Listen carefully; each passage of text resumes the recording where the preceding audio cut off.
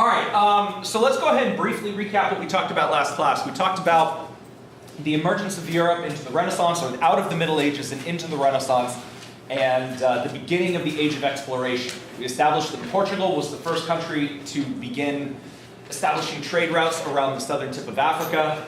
They accidentally made it into the Indian Ocean, and they started building trade routes throughout the Indian Ocean. Indonesia, the east coast of Africa, and India, and even China.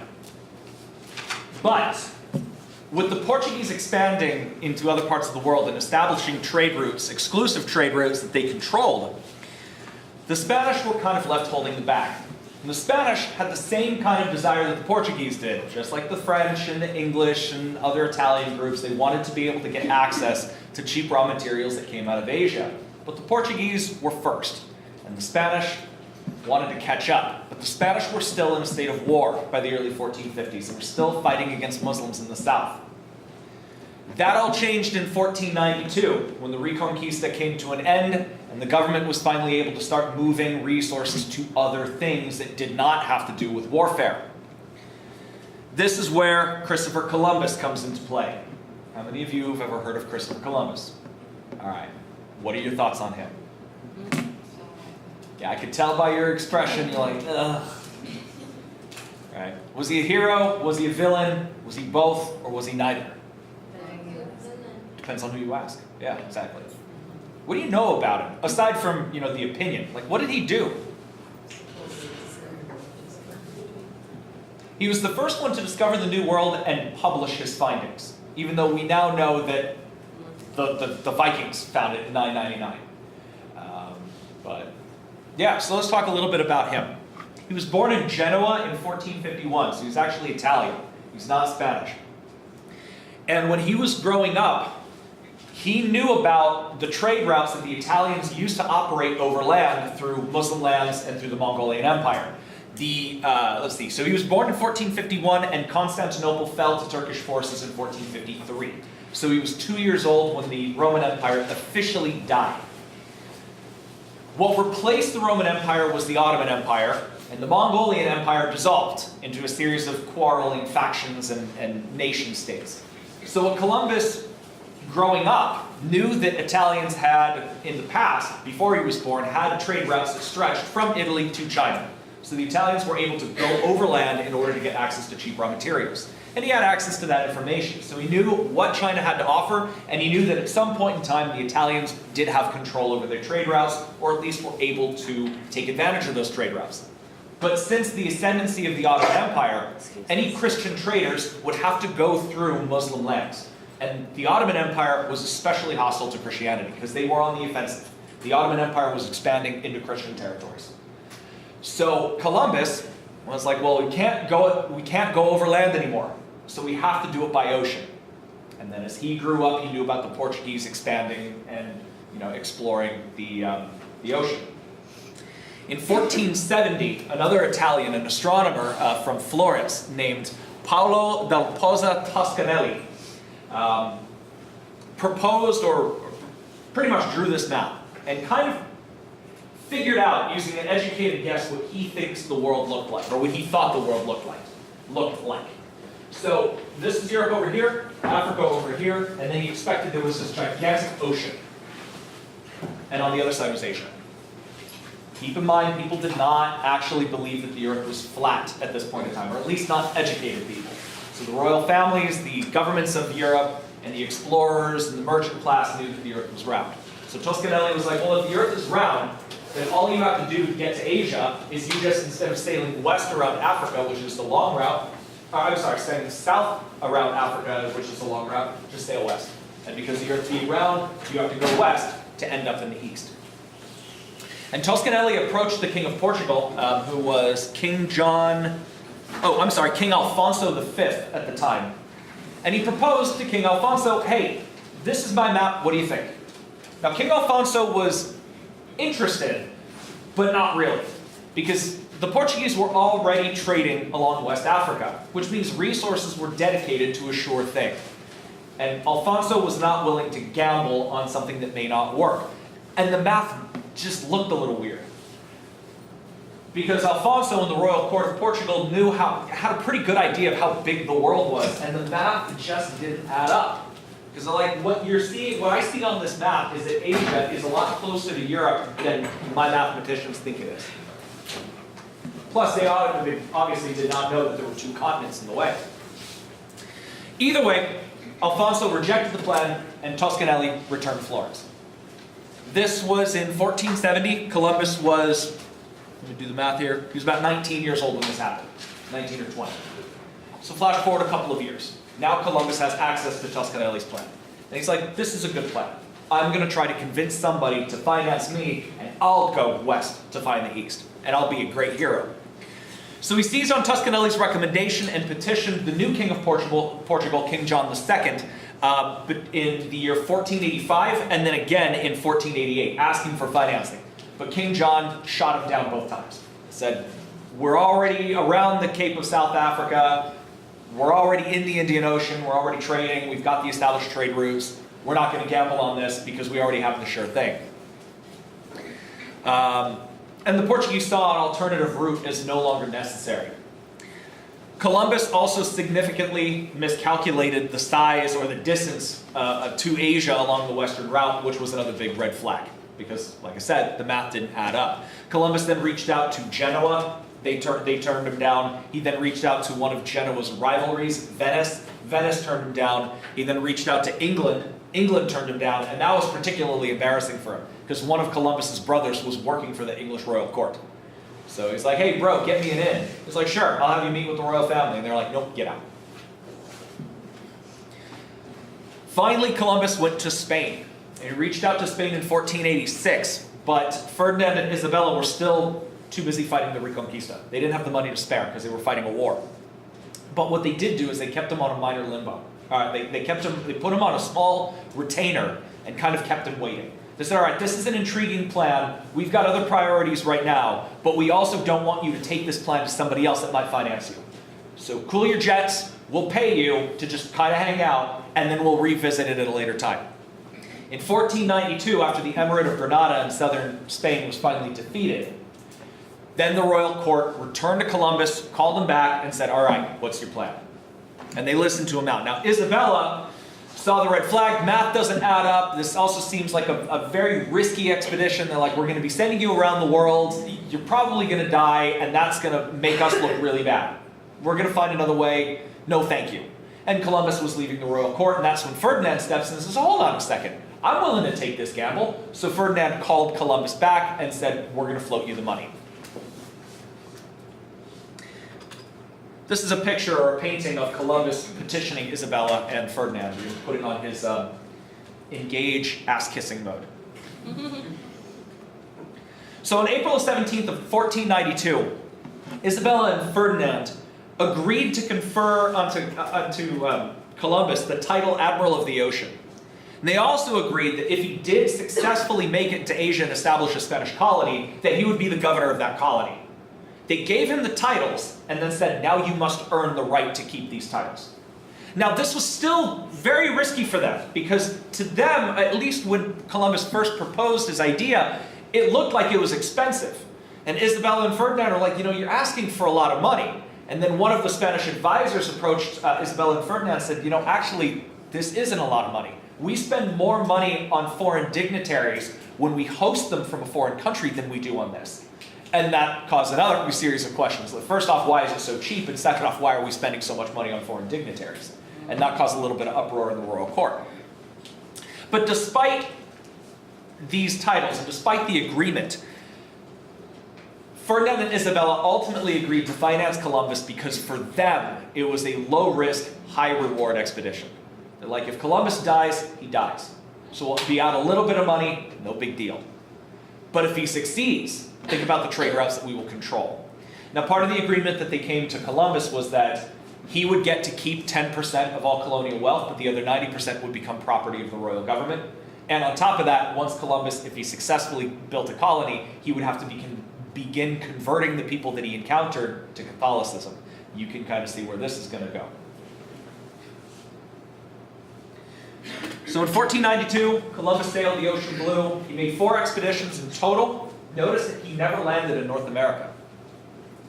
he landed in what is now the Dominican Republic, Haiti, Cuba, Colombia, and Panama. A couple other places. I don't even think he made landfall in Mexico. He hugged the coast of southern Mexico and then continued south. Also, there's something else I want to point out. This is a location of the Canary Islands. Remember this. This is going to come into play in just a second. So the legacy of Columbus. First and foremost, he was lost. He had no idea where he was going. He had no idea where he was. When he landed in the New World, he thought he was in India. He described Cuba as Japan. And he comes back to Portugal, comes back to Spain, and I can just imagine this conversation. Yo, guys, gather around. I made it. I made it to Asia. I made it to India, and it's populated with with Indians. And then I made it to Japan, and it's populated with Indians. How weird is that? And that's why the Spaniards called the Native American tribes Indians, because Columbus thought he was in India. Another thing about Columbus, he refused to believe that he had found a new landmass. Because remember, the math of his plan didn't really add up. And now, when he's coming back to Spain and Portugal and he's describing what he finds and the people that he's interacted with, there are other people, other academics that are like, well, it doesn't sound like you're describing Indians or Chinese or Japanese. Like, you're describing people that we've never heard of before. Are you sure you didn't find some new landmass? And Columbus is probably like, you're dumb, I found India, come on, stop trying to take my glory away from me, I'm a hero, right? I'm so special. Well, why do you think North and South America aren't called North and South Columbia? Because you would think that if Columbus actually discovered something new, he would have naming rights. It's because he refused to accept it. So one of his contemporaries, a guy named Amerigo Vespucci, took the mindset, well, if Columbus doesn't want credit for it, I'll take it. That's why we're called America and not Columbia. Columbus's expeditions also established the Spanish Empire in the Americas, beginning in 1492. Columbus and his successors were, like I said, required by law to begin converting the people they encountered to Catholicism. Here's a painting of Columbus landing on Hispaniola, and it's clearly a romanticized version, and I kind of enjoy the irony of this painting, because it's a romantic description of Columbus coming into Hispaniola as kind of like a conquering hero. In reality, he had just spent months on this rickety-ass little wooden boat, eating rotten food and drinking bad water. I'll bet you he crawled on his hands and knees and kissed the ground. He's like, I'm not dead. Because that's what my reaction would be. Now, as for his legacy, so with his discovery and with his establishment of the colonies and the building of the Spanish Empire, Columbus really is a hero, at least to the Spanish. But to the locals, he was a total villain. In 1500, because of reports of brutality and because of insurrections against his rule in Hispaniola, the Spanish government removed him and his brothers from power and put them in prison. And this is really amazing when you consider that the Spanish government unleashed the Inquisition. And the Inquisition wrote the book on how to torture. And Columbus was so brutal that even the Spanish government's like, you've gone too far. So a couple of the reports that the Spanish government heard. One, there was a native woman who apparently accused Columbus of being a bastard or being low-born. Something got lost in the translation, but Columbus was personally insulted by her. So he had her paraded through the colony naked and then had her tongue cut out. Another instance, there was a man that was caught stealing corn. He was caught. Columbus ordered his nose and ears be cut off, and then the man was sold into slavery, which in the 1400s, Spain did not recognize slavery. And then in response to the rebellion that broke out under Columbus's rule, he killed as many of the participants as he could and then had their bodies dismembered and body parts displayed throughout the colony as a warning. Yeah. Now keep in mind, this is not new. Columbus did not come up with this. I mean, anybody who ever watched the movie Braveheart knows what the English have done to like the Scots, and the French did it to their enemies. This is just something that the Europeans did. But either way, the Spanish government looked very unfavorably upon this because Columbus's job as governor was to maintain order, and he failed. So they're like, you're out. So they took his brothers, they took him, they put him in prison, and they spent only 6 weeks in prison though. Because after 6 weeks in prison, the government wanted another expedition and wanted an expansion in the colonies, and Columbus was the one that knew the routes. So after 6 weeks of Columbus sitting in prison, Ferdinand authorized their release, restored their titles, restored their wealth, and sent them on one more expedition. But Columbus's political career was completely destroyed. He kept the title Admiral of the Ocean, but he was never going to be governor. He was never going to be accepted into the Spanish royal court. His reputation was destroyed. Ferdinand's like, the only reason I don't kill you is because I need you. Columbus ended up dying in 1506. He was 54 years old. Historians are not entirely sure what he was suffering from, but it was a combination of multiple diseases that he probably contracted from his expeditions. But I find it ironic that in death he probably did more traveling in death than he did in life. Because he was buried in Spain when he died in 1506. In 1542, his corpse was dug up and sent to Santo Domingo, to the Dominican Republic, and he was buried there. When the Dominican Republic won its independence or rebelled against the Spanish in 1795, he was dug up and sent to Cuba and buried in Cuba. And then when Cuba won its independence from the Spanish in 1898, he was dug up and sent back to Spain.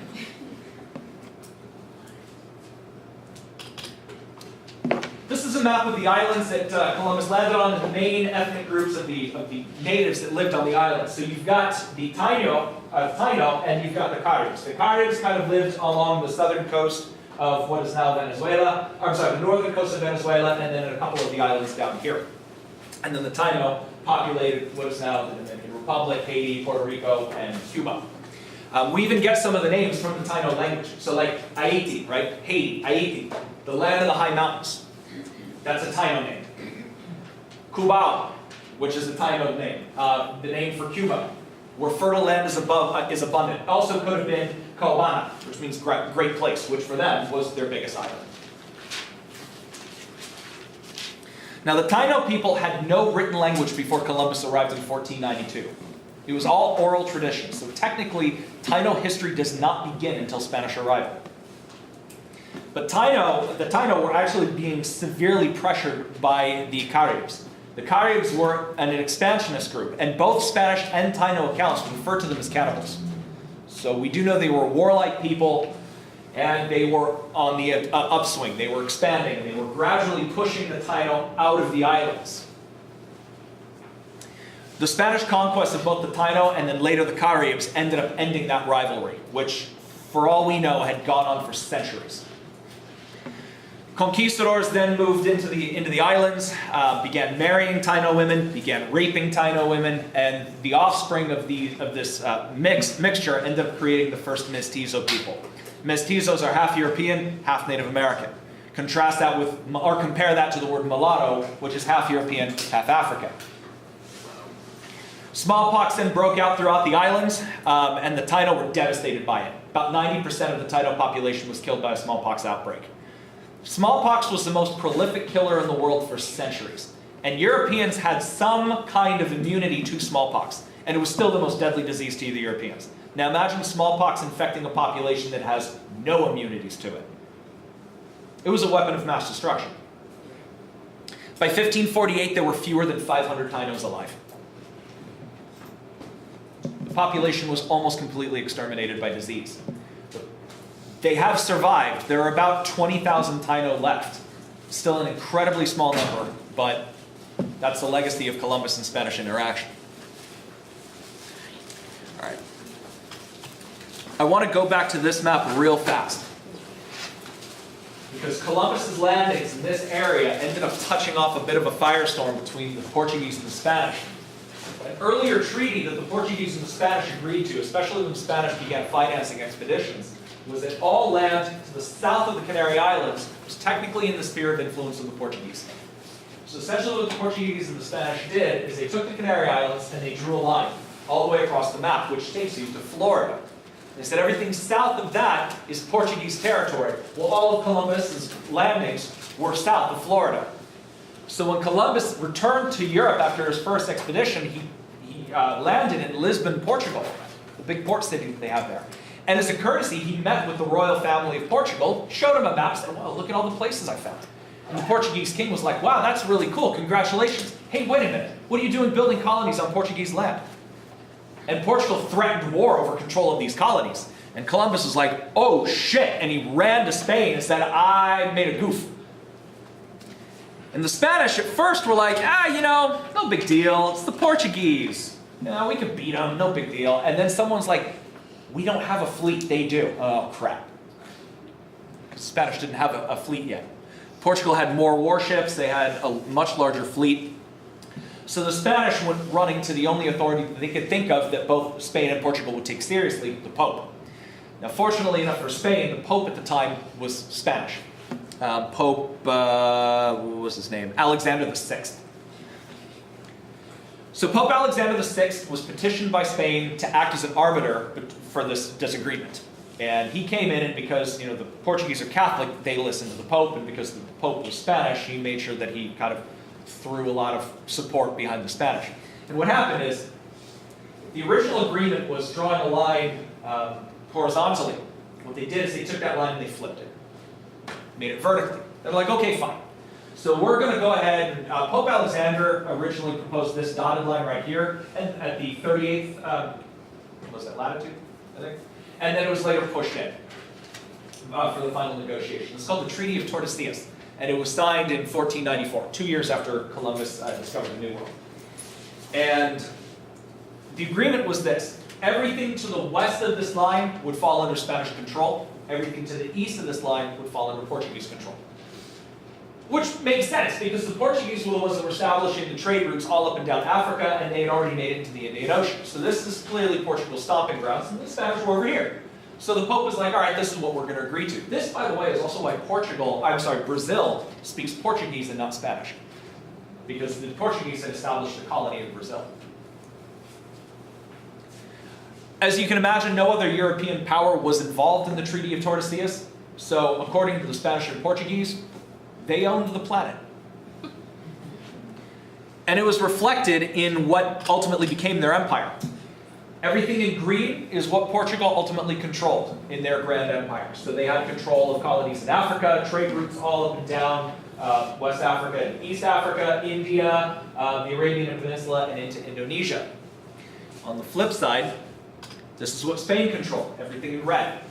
So Spain and Portugal pretty much abided by the terms of this treaty. This green line right here represents when the Treaty of Tordesillas was closed. So they drew this line, not knowing exactly how big the world was or what lay beyond what the Spanish had discovered. And then once the world was completely mapped out, they went back to the drawing board in 1529 and signed the Treaty of Saragossa, which closed it. And said, these are the spheres of influence, have fun. Okay. With Columbus finding success in the colonies, or in the Caribbean, Spain began financing several expeditions to expand royal authority in the New World, to expand their domination, and obviously to build more colonies. Especially because what Columbus brought back from the Caribbean was just a taste of what the rest of the New World had to offer, particularly in heavy metals. Because Columbus came back, now there's not a whole lot of gold deposits in Haiti or Dominican Republic or Cuba, because they're islands. But because of local trade among the tribesmen, they were able to get gold that was being manufactured or dug up and refined in Mexico. So when Columbus arrived, the natives had gold. And the Spanish loved gold. They're like, oh my God, where'd you get that? And the natives would say, oh yeah, we trade for these people on the mainland. And the Spanish government's like, oh, I know where we're going next. So the conquistadors, conquerors, began moving into the mainland and waged several wars against native tribes or native states that refused to submit to Spanish rule or convert to Catholicism, mainly against the Aztec and the Inca, which they destroyed in open combat. The Maya were eventually subjugated, but what kept the Mayans kind of protected was Maya settlement is on the Yucatan Peninsula. It's shielded by the dense jungle of the rainforest. So the Spanish took 200 years to subjugate the Maya because the Maya were being protected by the dense jungle. And also the Maya did not have a united empire. So the Spanish had to take them one by one. Whereas the Inca and the Aztec were centralized authorities. Take out the government and the empire crumbles.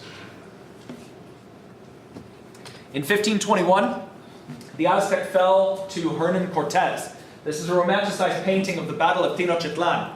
You've got the Emperor Moctezuma over here, and then Cortez is, I want to say this guy in the forefront, but I might be mistaken. In 1532, the Inca fell to Francisco Pizarro. Oops, wrong picture. There we go. Francisco Pizarro, 1532. This is the Battle of Cajamarca. This is when Francisco Pizarro ended up kidnapping the Incan Emperor Atahualpa. We'll talk about that in just a second. But there's a couple things to know about the Spanish conquest of the New World. The conquistadors did not have unlimited manpower. And it's not like Spain was able to mobilize their entire army in order to conquer the New World, because Spain was still building their fleet. And you cannot transport tens of thousands of men across the ocean on a tiny ship, because you need to be able to supply them and feed them. So the Spanish conquistadors, or conquest, really only involved a couple hundred conquistadors. Like, for example, when Cortez finally took over the Aztec Empire, he only had about 1,200 Spaniards with him. And when Pizarro went after the Inca, he only had 180 men. So how do you take out these empires with such few men? How is it that the Spaniards were able to conquer such large and powerful native states with such limited manpower? What do you think allowed them to do that? Any ideas? Better weapons was a big part of it.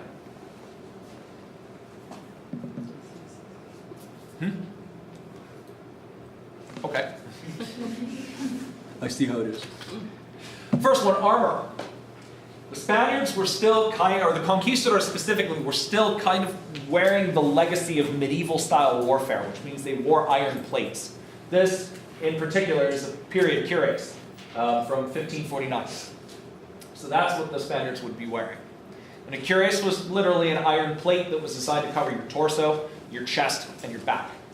And then if you had more money, then you would wear iron protection on your arms and legs, and then you'd wear a helmet. This is a portrait of Hernan Cortez in his dress armor, in his ceremonial armor. The armor that the Spaniards brought to bear in the New World served two functions. One, as actual protection. But two, is kind of like a psychological thing as well. Because there's not a whole lot of iron deposits in the Americas, or at least not readily available without modern drilling techniques, or without modern mining techniques. So the Aztec, the Inca, and the Maya, they didn't really have a whole lot of access to iron. They knew how to work with it, but it's not like they had enough to equip their armies with armor. So their soldiers would wear armor made out of a combination of leather, or dried reeds, or bits of wood, that kind of thing. So when the Spanish showed up, they're wearing these gigantic metal suits the Aztec had never seen before. And thus, they didn't know how to defeat that kind of armor. On top of that, there's it's been a while since I read my Aztec mythology, but if I remember correctly, the Aztec believed, it was one of their prophecies, that one of their gods, the serpent god, Quetzalcoatl, would return to Earth and usher in the end of the world. And according to their legend, when Quetzalcoatl returned, he would glow like the sun. Well, Cortez was an officer, which means he wore fine armor and he kept it clean and he polished it. Now imagine if he steps outside of a city on a sunny day. He's going to reflect. So that was psychological element to it. When Cortez arrived at the capital city of Tenochtitlan, they believed he was Quetzalcoatl. And that's why they invited him into the city, because they were trying to sate the god's wrath to prevent the end of the world. The next thing that contributed to Spanish success was force multipliers. The Spaniards had firearms, the Aztec didn't. The Spanish had horses, the Aztec didn't. Does anybody know what a force multiplier is? It's essentially a tool that grants greater combat ability to an individual person. Like, for example, you take a military-aged man. That's it. That is force. Put the person in armor. That multiplies their defensive ability. Give them a sword. That multiplies their offensive ability. Put them on a horse. Now you've got even more power.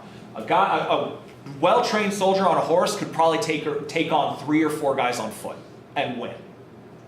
So the numbers really didn't matter that much when the Spaniards actually fought the Aztec, because they had better armor, better weapons, and they were on horseback, which gave them more command over the battlefield and speed. So if the conquistador got into a situation that he couldn't win, he kicked the horse and take off. Another thing that contributed to really to Cortez's success was actually the failures of the Aztec. The Aztec were not particularly good at making friends. Does anybody know anything about the Aztec Empire? The Aztec Empire is a fascinating culture. Now, the Aztec, the Inca, and the Maya are all related to what's called a root culture called the Olmec. The Olmec formed and lived and then fell in southern Mexico. And then the Aztec, Inca, and Maya all kind of came out of the Olmec several hundred years later. But the Olmec practiced human sacrifice. So the Aztec, the Inca, and the Maya also practiced human sacrifice. But what separates the Aztec from the Inca and the Maya is the Inca and Maya practiced human sacrifice very sparingly. The Aztec practiced it daily. So, Aztec brutality, as it pertains to human sacrifice, left them with very few allies and a whole lot of enemies. The Aztec believed, and this is why they practiced human sacrifice, they believed that the god of the sun, Huitzilopochtli, was locked in an endless battle with his half-sister, the goddess of darkness. So, according to the Aztec, the god Huitzilopochtli needed daily nourishment through human blood in order to regain his strength at night to come back in the morning and fight his sister off before the world was plunged into endless darkness. That was another one of their prophecies. And that's how they explain the day-night cycle. That Huitzilopochtli fights in the day, sustains wounds against his sister, then retreats at night in order to recover, regain his strength, bind up his wounds, and then he would come back the next day and fight his sister off and bring in the next day. And the Aztec believed that if Huitzilopochtli was never reached the point where he was not strong enough to fight off his sister, eternal darkness would reign, all the crops would die, and the earth would perish. So, a lot of the Aztec religion revolved around bloodletting, ritual bloodletting. So anybody ever seen the movie Apocalypto? Yeah. Okay. So for those of you who've seen Apocalypto, one of the things that the production crew really got well was the costuming. Now, the setting of Apocalypto is supposed to be Maya civilization, but it's actually a combination of Maya with a little bit of Aztec in it. Because the Maya were not that brutal when it came to human sacrifice until toward the very, very end of their civilization. The Aztec were. So one of the things that you'll notice about the costuming is all of the elaborate ornamentation that the actors were wearing. And jewelry was a huge part of Aztec culture.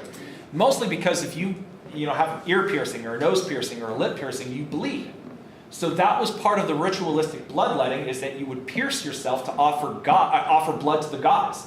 The Aztec practiced a ceremony where they would punch a hole in their tongue using something like a nail, and then they would thread a piece of string through the hole in the tongue so that blood would drip down and they would collect it in a bowl. And once the bowl was full, they would then offer it to the god as nourishment. With one person? Yes. Well, a lot of people would do this, but it was like... Collect it?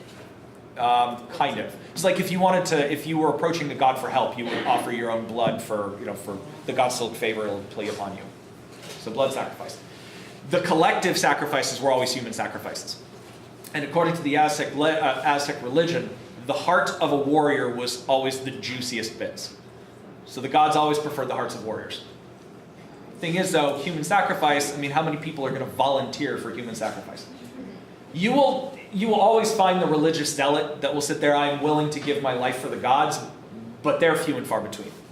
So how did the Aztec maintain daily sacrifice? Well, it wasn't very easy. What became the Aztec Empire was actually an alliance between three cities: Tenochtitlan, Tlaxcala, and Texcoco. And they were all based around a lake. I believe it was Lake Texcoco, I believe. That lake doesn't exist anymore. Mexico City is built on all of it. But these three cities agreed to an alliance. History refers to it as a triple alliance. And they formed the core of the Aztec Empire. They traded with each other, they interacted with each other, and eventually the city leaders created the office of the emperor that would control all three.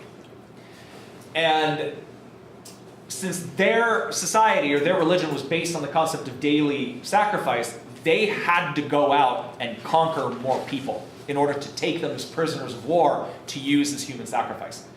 So each color corresponds to land grabs that were done by different emperors. So the red, for example, around Tenochtitlan down here, that was by the first emperor, Itzcoatl. And then, Moctezuma is this purple area. Moctezuma was a prolific conqueror. And then you've got, I can't pronounce half of these names. But Essentially, as the Aztec Empire existed, is every year the Aztec armies would march out a little bit further, conquer more land, capture as many prisoners of war as they can, preferably soldiers, bring them back to the three cities, imprison them, and then they would be the human sacrifice for the next year. And then the next year, during the war season, they'd go a little bit further out. Now, the tribes that were subjugated by the Aztec, they were also required to fill annual quotas for human sacrifice. So the Aztec government would reach out to the tribes that they controlled and say, we need this many people for human sacrifice, give me your people. Now put yourself in the position of that tribal leader. You get to pick who lives and dies. Not an easy decision. And if these tribes did not meet their quota, the Aztec army would mobilize, march on the tribe that was rebelling, destroy everything, and enslave everyone. And all of the men would be used for human sacrifice, and the women and children would be sold into slavery. How do you run an empire like that? How are you going to maintain loyal subjects with that kind of an empire? But it worked for the Aztec because the Aztec had such an enormous pool of resources, especially manpower. The Aztec army was estimated at 300,000 men. That's big for modern standards. And this is in the 1500s. So when Cortez landed, yeah, he held 1,200 Spaniards at his back. But as soon as he's marching through central Mexico and he's interacting with the people around him and kind of trying to find his way, it eventually would come out that he was gunning for the Aztec, and people started joining him. So when Cortez came to the capital city of Tenochtitlan, he didn't just have 1,200 Spaniards with him. He had 80,000 native warriors that all pledged to help him overthrow the Aztec. Another thing of technology was the lack of technology on behalf of the Aztec. Now, the Aztec, I'm not saying were technologically inferior. Not by any stretch of the imagination. They were some of the best astronomers ever.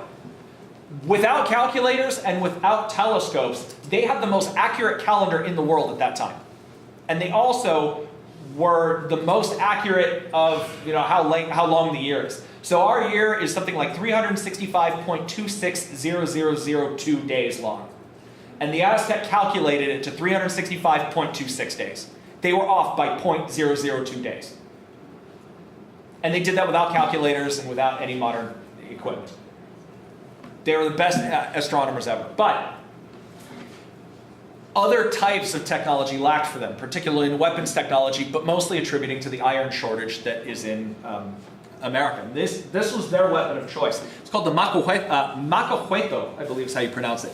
It's an obsidian-edged sword, and it's designed to be a non-lethal weapon. So obsidian, which is this black rock shard, obsidian can be razor sharp. You can actually buy custom obsidian blades. And how many of you ever watched Game of Thrones? Dragon glass is obsidian. So that polished, very shiny black, it's a volcanic rock, and it's really sharp. So the Aztec had tons of that, and they would line their weapons with it. But notice that the weapon also has a flat end to it. Because the Aztec army became experts at non-lethal warfare. Because they were trying to capture prisoners of war to do human sacrifices over the year. And you can't sacrifice someone who's already dead. So that's why they had a weapon that was designed to incapacitate rather than kill. And obsidian shards are razor sharp, but they would space them out. And that was so that a skilled warrior would be able to limit the depth of the cut that he delivers against an enemy soldier. Enough to incapacitate, slice tendon, destroy muscle, but not get to the arteries, not kill the person. Now imagine you're an Aztec warrior and you hit a Spaniard with that. And the Spaniard is wearing an iron cuirass. What do you think is going to happen? Your sword's going to shatter. Because you're not going to be able to cut through armor. Now, I'm not saying the macahueto wasn't a deadly weapon. The Aztec used these to devastating effect against flesh. Against flesh, man, I did not want to go anywhere near this, because this thing cuts like crazy. Cortez actually reported that one of his conquistadors had his horse, the horse was decapitated with one blow by an Aztec warrior. This is a horse. And the Aztec warrior hit the horse with that in one strike, cut the horse's head off. That's how sharp these weapons are. But the real killer of the Aztec was this disease, particularly smallpox. Smallpox decimated the population of Tenochtitlan. So this is how Cortez's conquest went. He makes it to Tenochtitlan. He's got an army of 1,200 Spaniards, 80,000 native warriors, and he approaches the city entrance, and the sun hits him right, and he's reflecting the sunlight. He's glowing. And the emperor at the time, Moctezuma II, brings him into the city and asks, what do we have to do to sate the wrath of you, O mighty God? Now, Cortez knew that the Aztec had gold, and he wanted gold. Now, here's the thing about gold. Gold is valuable to Europeans, but the Aztec had access to so much gold that it was practically worthless for them. I mean, think about what you can do with gold. You really can't do much. It's a soft metal. You can't make a tool out of it. You can't make a weapon out of it. It's shiny, all right, it's pretty. So the Aztec would use it for jewelry, for ornamentation. The Aztec viewed jade as something that was very valuable. So jade jewelry, man, that was what they cared about. And that's what they would wear in forms of their jewelry. So when Cortez says, we want gold, Moctezuma was like, okay, no problem. And he began showering the Spaniards in gold. Thing is, though, there was a man that traveled with Cortez. His name was Bernal Diaz. He wrote a book about his conquests. And it's called The Conquest of the New World, if you guys are interested in reading it. It's fascinating. Primary source, Bernal Diaz, Conquest of the New World. And Diaz kind of reflected on what it was like being in Tenochtitlan and showered with this gold. And he essentially describes that the Spanish army became drunk off of gold. He says, the more gold we got, the more gold we wanted. And the more gold they demanded. So they began demanding higher and higher amounts of gold. More weight, more poundage, more tonnage, more coins, more jewelry, everything. They wanted more and more gold. And eventually, Moctezuma and the other ruling members of Tenochtitlan began questioning, why does a god want something so worthless? And that's when they began thinking, maybe they aren't gods. Maybe they're foreigners that are here to plunder the empire. So a coordinated effort to expel the invaders was put together. And the Spanish refer to it as La Noche Trista, which, if I remember correctly, was like the sad night, right? La noche triste. The night of sadness? Yeah. In one citywide attack, or citywide coordinated attack, the Aztec army attacked the Spaniards and their native allies and expelled Cortez out of the city, killing over half of them. Cortez lost hundreds of conquistadors. Bernal Diaz also refers to when he was retreating from the city, he heard like a bunch of shouting and clamoring on the walls of the city, and he looked back to see what had happened. And the Aztec apparently had got a hold of a conquistador and his horse, and they pulled it up to the city wall, and then held the guy down as they cut his heart out, and then did the same thing to the horse, as kind of like a warning to the retreating Spaniards, if you come back, we will do this to you. And Cortez retreated, and he left the city for a year. He had to lick his wounds, he had to get more men, kind of replenish his supplies, replan his attack, and he returned to Tenochtitlan the next year. And what did he find? A depopulated city. About 70% of Tenochtitlan's population died in the year that Cortez was gone. And why? Because one member of the Spanish army had a cough. Influenza, common cold, smallpox, something. The Spanish brought something into the city. And when they were in the city for a prolonged period of time, it spread. Yes? You think after that happened, maybe they started thinking they were gods? What was that? That after that happened, do you think that maybe after they pushed them out the city, they started thinking, okay, maybe they were gods? Because they all got sick after. Oh yeah, that may have been, I didn't even think about it. That may have been a factor. I mean, all we know is nobody was left to tell the tale. But I suppose it's possible. And when Cortez returned, the city was virtually defenseless. So Cortez entered the city almost unopposed, set the whole thing on fire, torched it all. As for the fall of the Inca, it had everything to do with the Battle of Cajamarca in 1532.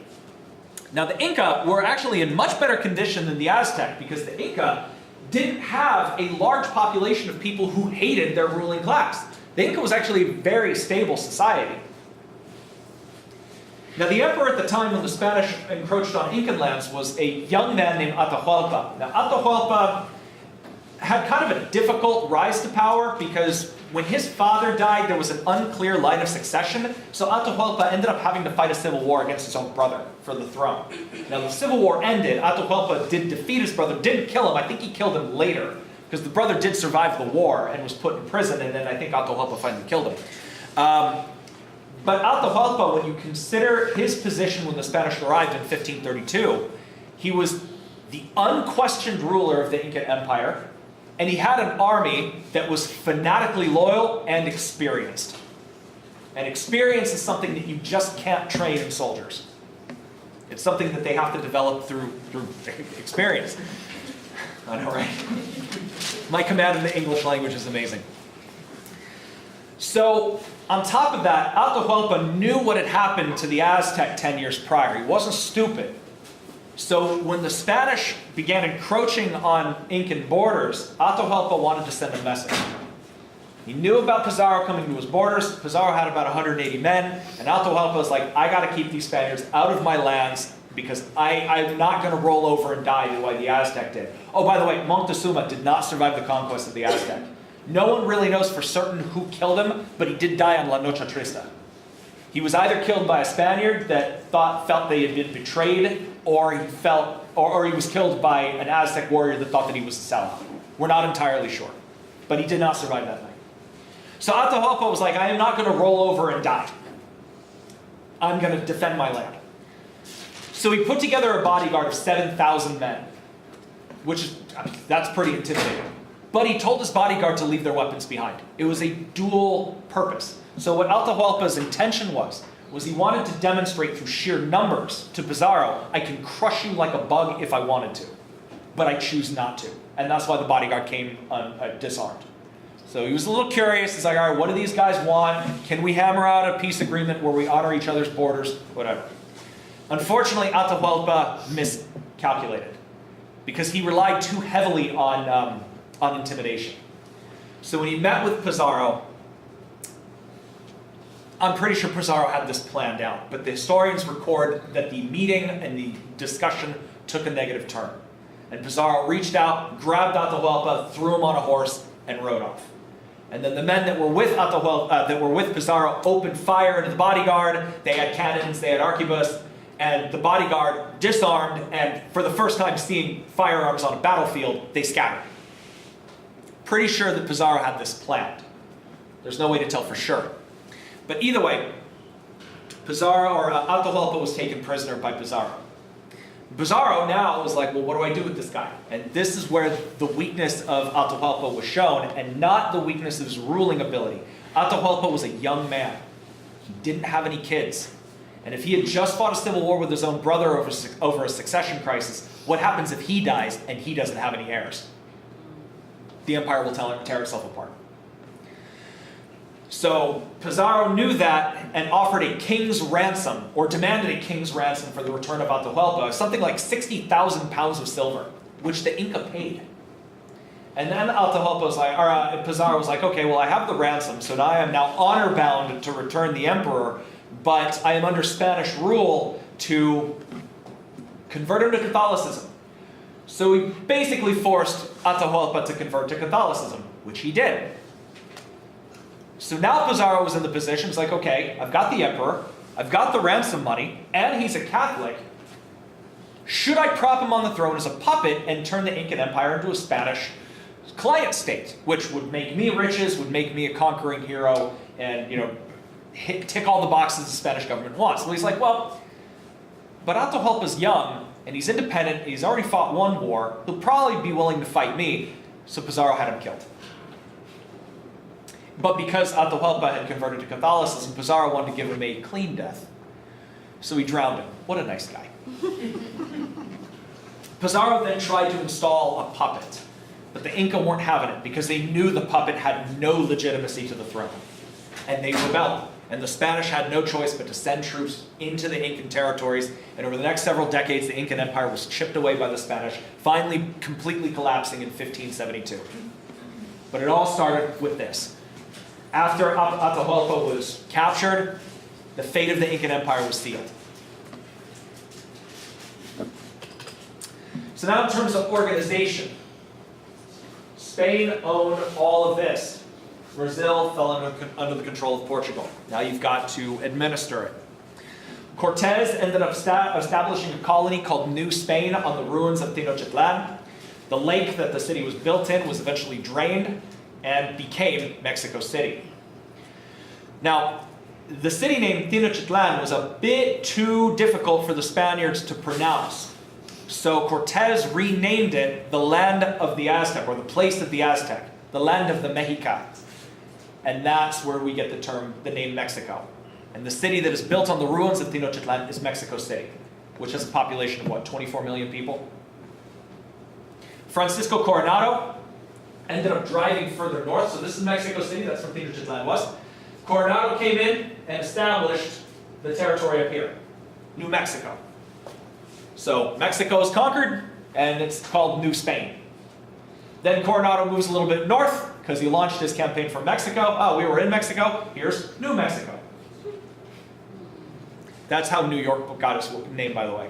It was New Netherlands and New Amsterdam because it was settled by the Dutch. And then the British, or the English, sent a fleet to go capture it from the Dutch. But the commander of that fleet was the Duke of York. So he's like, hey, I'm the Duke of York back in England, and now I rule this. Let's call it New York. And his second in command was the Duke of Jersey, New Jersey. And the commander of the fleet was a guy named Lord Delaware. Delaware. You know who established Maryland? Lord Baltimore. And he named it after Queen Mary. We're really bad at naming conventions. All right, so Francisco Coronado pushed north. He had heard about this mythical city called El Dorado, the city of gold, and he was determined to find it. He's like, well, Cortez, I forget who was, Cortez was cousins with somebody. And I don't remember if it was Pizarro or Coronado. But either way, Coronado wanted to get the same kind of wealth and fame and fortune as Cortez did. So he's like, well, if I can find El Dorado, if I can find this city of gold, then cool, I'm going to be the new Cortez and everybody's going to love me. Well, the thing is, though, there was a mistranslation. Because when the natives would refer to the city of gold, what Coronado heard is gold the metal. The translators were saying gold the color. So when he made it into Arizona, they're like, hey, look, there's your city of gold. And it was pueblos, which are mud brick homes, which are gold colored. And Coronado was like, well, this sucks. But he did establish the city of Santa Fe, which became the capital of New Mexico. The Viceroyalty of Peru was also established over Incan lands, and from there the Spanish launched expeditions into what is now modern-day Chile, modern-day Colombia, and the Amazon basin, essentially swallowing up all of South America. So that's the administrative system. Now we got to talk about how society was organized, because the Spanish now controlled lands that the vast majority of the population were natives. So how do you set it up? This is where you got peninsulares, Creoles, mestizos, mulattoes, and labor. So it started with a system called encomienda. The encomienda system was a crude economic system. It's not slavery, but it's close. And it's pretty similar, actually, to what the Romans did to the Iberians when the Iberian Peninsula was actually conquered by the Romans in the BC years. The Romans put in a similar system. People have a tendency to draw into their own history to figure out how best to move forward. So, yeah, we'll talk about that in a little later class. So under the encomienda system, there were very few actual Spaniards living in the colonies because transportation to the colonies was very expensive and very dangerous. So you kind of had to be a little crazy to want to go to the New World. And most of the time, the Spaniards didn't bring their families. So the Spaniards that went to the colonies were establishing gold mines, they were establishing silver mines, cattle ranches, farms, that kind of thing. But they needed labor. So how do you get the labor? Well, you start drawing from the local population. This is where encomienda comes in. Natives would essentially be distributed to Spanish landowners in order to provide cheap labor. In exchange, the landowners would then have to, by law, convert the natives under their control into Catholicism, provide law and order, and teach them Spanish. Now put yourself in the position of a Spanish landowner. You know that that is your job. The law requires you to convert the natives under your control, under your charge, convert them to Catholicism and teach them Spanish. And you also know that if you don't do your job, you're going to lose your land power, or your manpower, which means your livelihood comes to a screeching halt, which means you may have to go back to Spain. So are you going to use light methods or heavy-handed methods to convert to Catholicism and Spanish? Heavy-handed. So under the encomienda system, the Spaniards went out of their way to brutally enforce Spanish culture, because really that was the only option available to them. I'm not excusing it, but I'm explaining it. So the landowners used extreme force to do what they had to do in order to keep their manpower. The encomienda thoroughly destroyed Aztec culture. I mean thoroughly. Aztec culture is virtually extinct. But it inadvertently reinforced Incan culture. Because to the Incan commoners, they already had a tributary system in place. So the Incan commoners would pay tribute to the equivalent of their nobility by working for them on their land. So when the Spanish came in, the Inca just looked at this as, oh, this is the same shit, different ruler. So it reinforced Incan culture. So if you go throughout Central and South America, if you go to a place like Mexico where the Aztec were, Aztec culture is basically gone. But Maya culture and Incan culture in pockets still survives. Like you can go into areas in the Yucatan Peninsula and find people that are clearly Maya. As for the difference between Peninsulares and Creole, we're going to talk about this in a future class. Peninsulares were Spaniards that were born in Spain. Creoles are pure-blood Spaniards that were born in the colonies. And as kind of a social hierarchy, even though the Creoles were pure-blood Spanish, to the Spanish government, they didn't grow up in Spain, which means they weren't actually true Spanish. They were Spanish by blood only, but not by culture. So that's why the Spanish government considered Creoles to be kind of second-class citizens. It's what ultimately would lead to the revolutions that broke Mexico and Peru and Venezuela away from Spanish rule, because the Creoles wanted to govern their colonies, and the Spanish government said no. So the Creoles were like, fine, we're going to kick you out, we're going to create our own countries.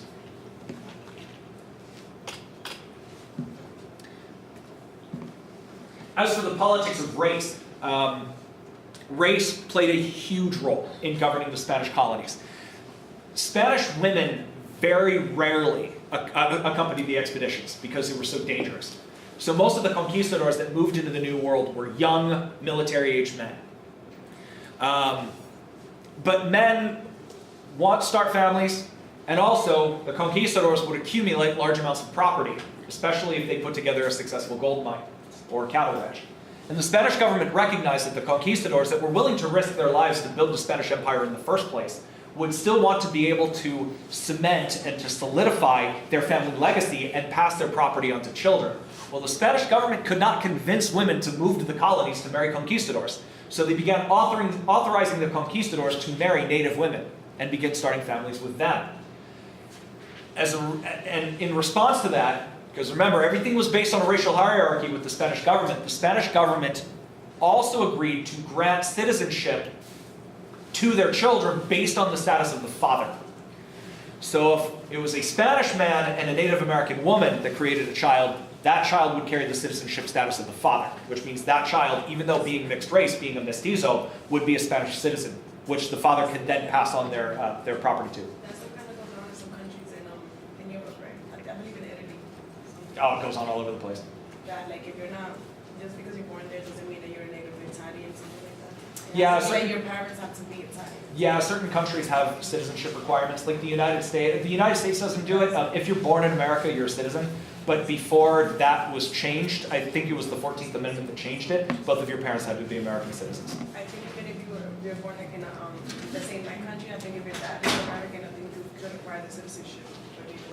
Yeah, and it changes based on country, because the United States is more friendly to some countries than others. So, and that's just international politics. So with this in mind, keep in mind, so the Spanish government was essentially telling the conquistadors, yeah, go ahead and have children with Native American women and we'll grant citizenship to your status, or citizenship status to your children.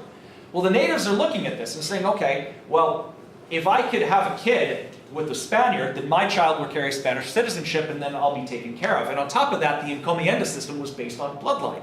So the natives that are subjected to the encomienda system and being moved around like slaves, essentially, were thinking, well, how do I keep future generations from falling into this system?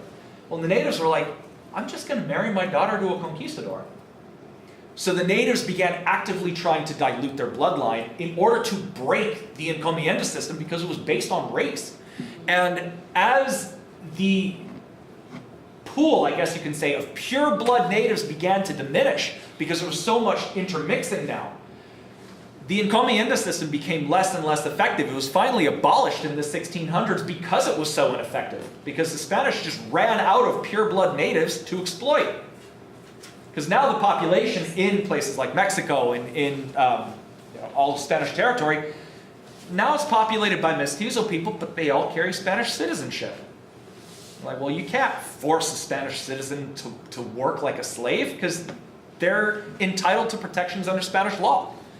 So the Spanish government then implemented a policy called repartimiento, which we'll talk about in just a second. Repartimiento was not much better than encomienda, but it was not based on race anymore. Now, as for the scientific after effect of the Spanish conquests, there was a lot of crops that were native to the Americas that had to be studied and brought back to Europe. And also, Spaniards that were moving into the colonies wanted to bring things that were familiar to them. So if you're going to set up a farm in the New World, you want to be able to bring a crop that you know how to raise. So there was a lot of exchange of crops and animals and diseases that came with Spanish conquest.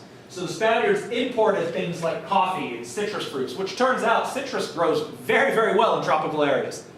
So Spain had these little tiny oranges, and they'd plant orange trees in places like Mexico, which is a lot warmer, and the oranges would come out and be enormous. And they're like, oh, these are great. Or you can plant them in Georgia, that kind of thing. The honeybee was introduced to North America. By the way, do any of you know what the North American bee looks like? If you ever see those big, fat, fuzzy black ones? Like the bumblebees? Yeah, the bumblebees. Bumblebees. Bumblebees are North American They bees. have like a little like a iridescent color on them, I think so. No, they're really big and little. Yeah, they're really fuzzy. Yeah, those are the North American bees, or those are the Native American bees. They're the bumblebees. The little ones that you see, the little skinny yellow ones, those are European bees. And they were imported like crazy. And then they bred like crazy. And now we're getting a lot of African bees moving in. Like the honeybees are the ones? Yeah, the honeybees are the European bees. And then the African bees almost look like wasps. They do the same thing as the bumblebee and the honeybee, but they're meaner. So, the honeybee was imported into the Americas. Olives, onions, cattle, sheep, pigs, horses were brought in. And on the flip side, pumpkins, tobacco, avocados, peanuts, corn, that was all sent to Europe. I kind of want to go back and I want to be in the Spanish royal court the first time someone brought a turkey in to show the royal family. See how they like that, right? Yeah, just to see what the reaction was. It's like, hey, my king, my queen, look, we found this bird. Think whatever, like, what is that? I don't know, but it's delicious. Disease also changed a lot. So the Spaniards obviously brought things that are native to Europe. So influenza, the common cold, typhus, measles, whooping cough, smallpox. But the Native Americans tagged the Spaniards back and gave them syphilis. So now the effects of the Columbian exchange. First off, there was a dramatic population crash. Now, I've seen some estimates that say that the entire population of the native tribes in North and South America was somewhere around 100 million. I think that's actually too high. Just because the population concentrations in the Americas were only in 3 places. Southern Mexico and the northern part of South America. The rest of the continent was very sparsely populated. So I think that the population of natives in the continent was somewhere between 20 and 30 million, which is still a significant number, but it's not 100 million. But there was a horrific population crash once the Spaniards came in, especially in the populated areas, mostly from disease. Disease killed off anywhere between 70 and 90% of the native populations, depending on where you were. But on the flip side, for the more rural nomadic tribes, like for example the tribes in the Great Plains, the introduction of the horse revolutionized their way of life. Yeah, because well, they were buffalo hunters, but before the horse, they had to do it all by foot. And now the Spaniards came in and started breeding horses, and then horse merchants would move and sell their horses. They would eventually filter into the Plains tribes, and then the Plains tribes would start breeding horses themselves. So the wild Mustang herds of North America, those were all introduced by the Spaniards. They're not native to North America. It caused a big uproar a couple of years ago when the Department of, was it the Department of Forest Management? Somewhere in the Department of the Interior, someone made the determination that in order to restore the natural environment of North America, the Mustang herds were going to be good to North America. And there was this huge uproar because the government essentially said, yeah, we're going to start slaughtering the horses. And everybody was like, oh my God, don't do that. So the horses were saved, even though they're not native to North America. Now, the effect of the Columbian exchange for Europeans was also palpable. There were a lot of crops in North America that were native to the Americas that could survive more chaotic weather, I guess you could say. They're hardier crops that can survive more dramatic weather changes. And they were introduced into Europe. So notice the potato came from the Americas. And it's like that old stereotype, Irish people love potatoes.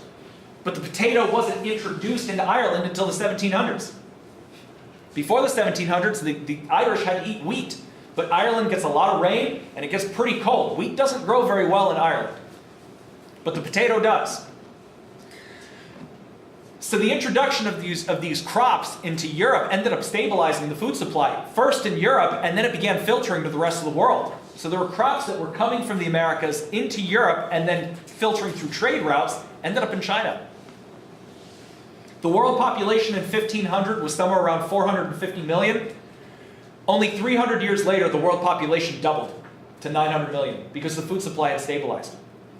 Which is amazing when you consider 1800, the population of the world was 900 million people. 200 years later, we were at 6 billion. That's a lot of baby making. And all of it is because of this, because the food supply stabilized. Now, all of these new plants and animals were filtering into Europe from the New World, and that encouraged people to begin studying the natural world, because you're bringing in new crops and animals to Europe, and people are curious about them. Like, oh, what's this potato? It's a plant that's got, or it's a root that's got a bunch of eyes on it, but you can eat it. It's like, oh, this makes no sense. Let's study it. By the way, the potato has more chromosomes than a human. Yeah, DNA-wise, the potato is more advanced than we are. So that means the potato is clearly the pinnacle of evolution. We're all going to become potatoes in several million years. But as more and more people began studying the natural world, superstition began being challenged, especially within the scientific community, because the scientific community became more educated by studying the natural world. And the ruling class, this is a common myth, that the ruling class, and specifically the church, were very hostile to scientific development. I want to say that's not true. The ruling class and the religious community were only hostile to scientific development if it challenged the status quo. So the ruling class is like, fine, study all the plants you want, but as soon as you start saying that kings and queens are not legitimate, I'm going to chop your head off. The Pope is like, study all the science you want, learn the way the world works, but as soon as you start saying that God may not be real, we're going to kill you. In fact, science was embraced by the Catholic Church. Like I said last week, the Catholic Church gets a lot of crap for people believe, edgy teenagers like to say that the Catholic Church retarded scientific development in the Western world. It's not the case. The Catholic Church actually had an order formed within itself that was dedicated to science. Anybody ever hear of the Jesuits? The Jesuits is essentially the Society of Jesus. It was founded in 1540 by a Spanish soldier who became a priest. I'm going to butcher his name. Ignatius of Loyola, I believe. Ignatius, something like that. But he formed the Society of Jesus as a means to embrace scientific study and then spread Christianity to non-believers. And the members are called Jesuits. The Jesuit order is still around today. The order was formally codified on September 27th of 1540 by order of Pope Paul III. Now keep in mind, September of 1540, the order becomes legitimate. By 1541, the Jesuits had already built their first church in India.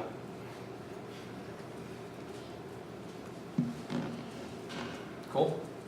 Okay. All right, so for the first example, example that I'm going to give you of in terms of empiricism and rationalism put into effect is this. Does the Earth rotate around the sun, or does the sun rotate around the Earth? Now, we already know the answer to this question, but 500 years ago, this was a big mystery.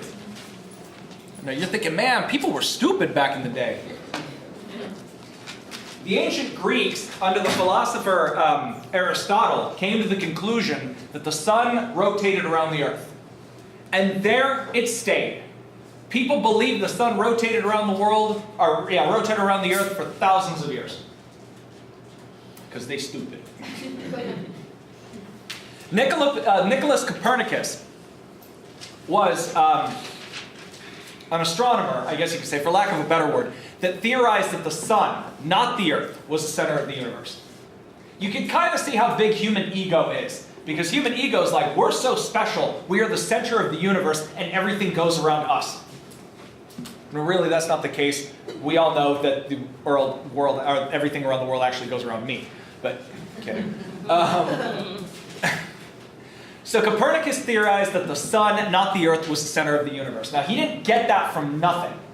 What caused the geocentric theory that the Earth was the center of the universe was actually an argument between two students in Aristotle's class. So Aristotle was giving a lesson on planetary orbits, and two of his students ended up getting into an argument over what goes around what. And one student named Ptolemy, who would eventually become a general under Alexander the Great, said, the sun goes around us. And another student named Aristarchus said, I don't agree, we go around the sun. The sun is actually at the center. And Aristotle was like, okay, here's how we're going to settle it. For your homework, go out and build a model that explains your theory. And then we'll debate it and we'll figure out which one is more legitimate. Well, Ptolemy apparently built a better model that was able to convince Aristotle that the Earth was the center of the universe, and there it stayed. But Aristarchus' studies or research at least kind of was recorded by the Greeks. And Copernicus ended up getting a hold of a copy of what Aristarchus wrote. And he was like, this actually makes a lot of sense. So he began theorizing that the sun was the center of the universe. It's like, I am going to try to prove or disprove Aristarchus' theory. Copernicus did observations of the planetary orbits with the naked eye, kind of created his theory, tried to do about as much math as he could, but Copernicus was very limited based on the tools at his disposal because he didn't have access to a telescope. I think it was Copernicus that reached out to Galileo, although it may have been Tycho Brahe. The next person to pick up Copernican theory was a guy named Tycho Brahe. Tycho Brahe lived from 1546 to 1601, and he picked up and studied Copernican theory. He built this model. He concluded that the planets revolved around the sun, but that the sun and all the other planets revolved around us. So, there's the Earth, the moon goes around us, the sun goes around us, and then all the planets go around the sun. That's what his theory was. And the main thing that stuck on Tycho Brahe is like, well, if all of the planets go around the Earth, why is it that sometimes when I'm observing Venus, it looks further away, and sometimes it looks a little closer? Because Aristarchus and Ptolemy and Copernicus and Brahe all came in with one unproven assumption that all orbits are perfect circles. But they're not. We now know that they are elliptical. They're oval-shaped. But Brahe and Copernicus and Aristarchus and Ptolemy didn't know that. So they were basing their model on an incorrect assumption. So in comes Johannes Kepler. Johannes Kepler was an assistant to Tycho Brahe.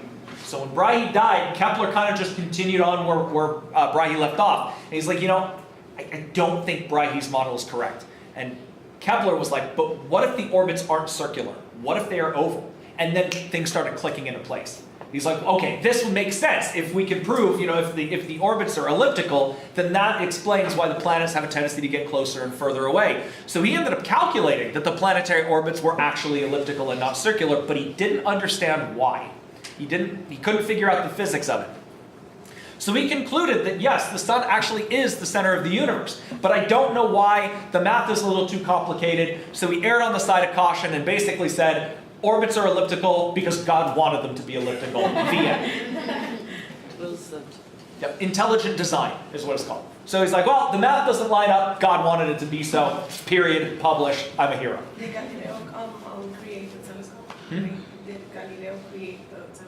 Yes, and Kepler tried to, it was Kepler. Kepler tried to borrow one of Galileo's He was the telescopes. only guy around with telescopes, so anything you want to see, you had to go see him, right? Yeah, well, Galileo invented the telescope. Although technically Galileo didn't invent it, it was lens technology actually was started by the Arabs, and or by the Muslims, and like they had like spy glasses and stuff, and Galileo just built bigger models of it. So I believe, I'm pretty sure it was Kepler. Kepler wrote a letter to Galileo asking him to borrow the telescope. Because Kepler's like, look, this is my theory, this is my math, I just need to observe it to prove it correct. And Galileo's like, sorry buddy, I've only got one, and I'm using it. But I bet you Galileo was like, if I prove this, I'm the big hero. So Galileo then, he lived from 1564 to 1642. He used his telescope to observe planetary orbits and cycles, thus providing observable evidence in favor of Copernican theory. He basically proved Copernicus correct. Because he was the one that could see. He was the only one that could see it. Yeah, because he was the only one that was able to see it with a telescope. Oh, when he found Saturn, or when Galileo observed Saturn, he kind of saw the rings of it. He thought there was a smudge on his lens. He's like, why does that planet look so stupid?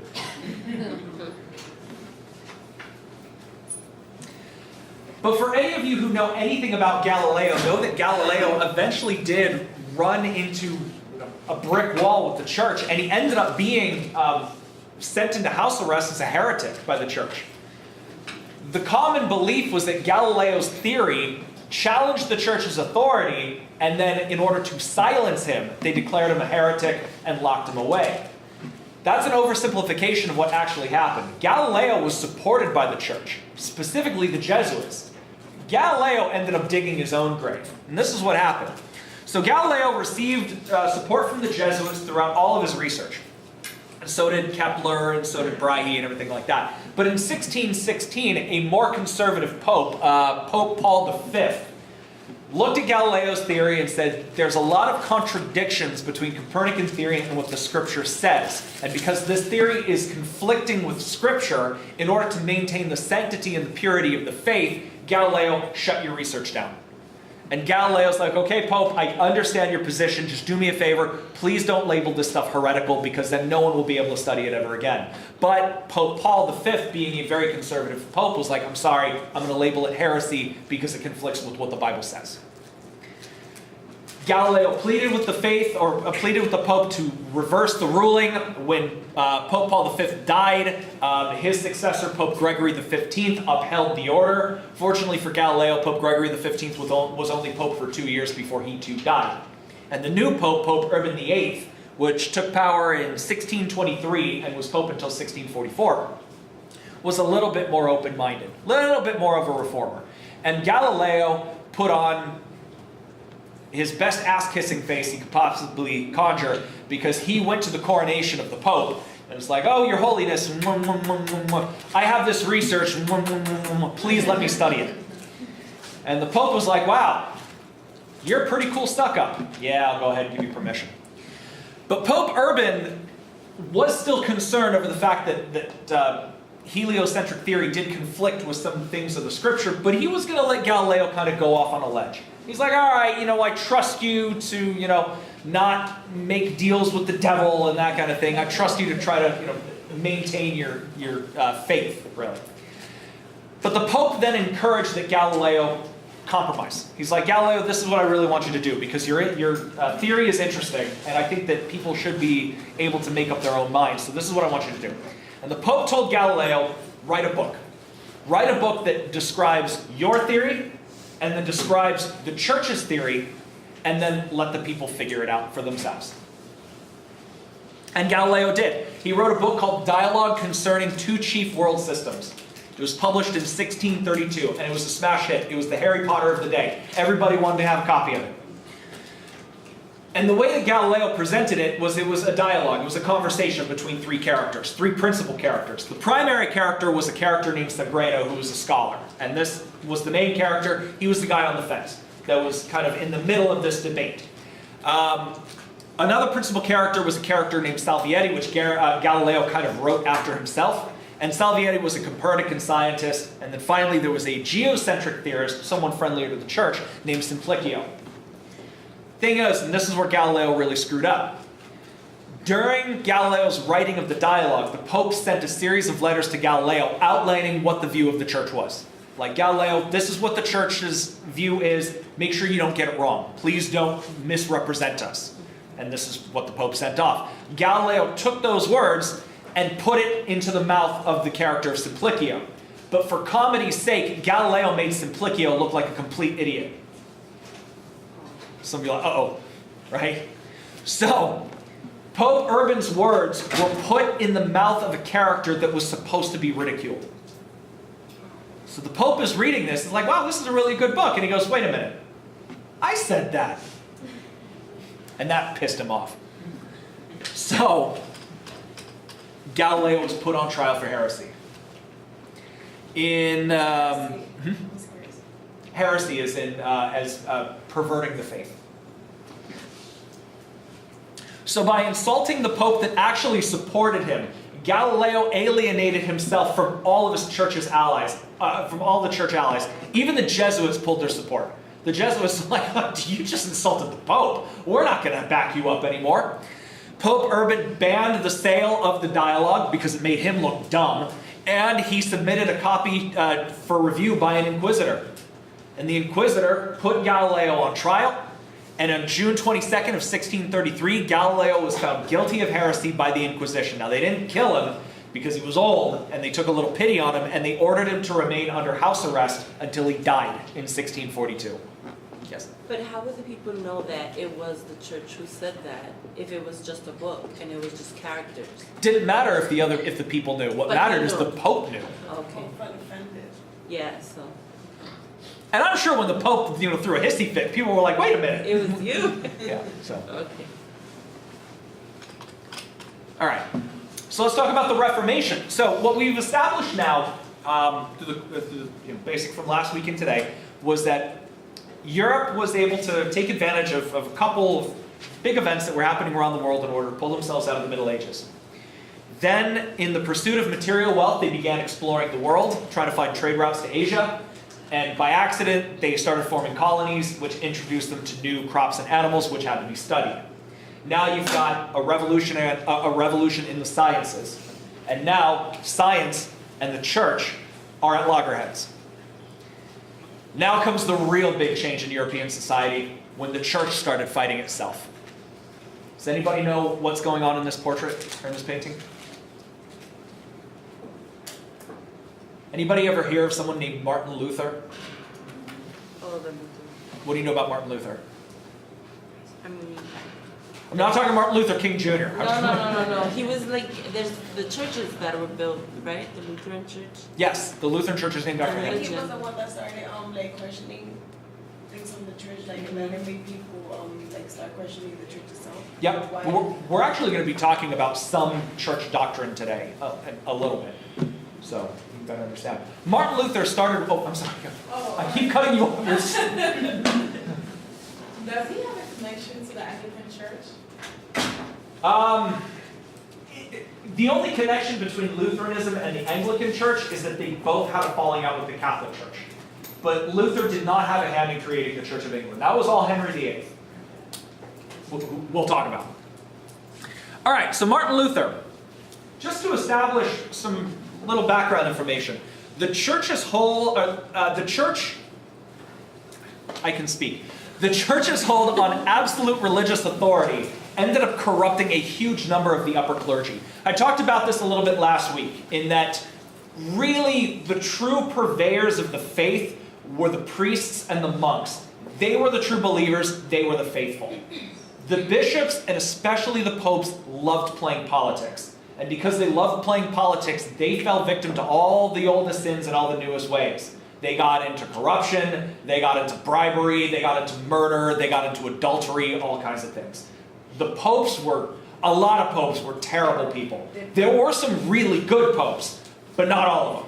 Yes? Did power play something in that? Oh yeah, big time power plays. They would overthrow monarchs and That's why they got start mean, civil right? wars and all kinds of things. So the church's hold on this authority, the fact that they had a monopoly on church doctrine, is what allowed them to abuse it. Because when you hold something like faith over the heads of everybody, you can do whatever you want. And if anybody speaks out against you, all you have to do is threaten them with damnation. Yeah.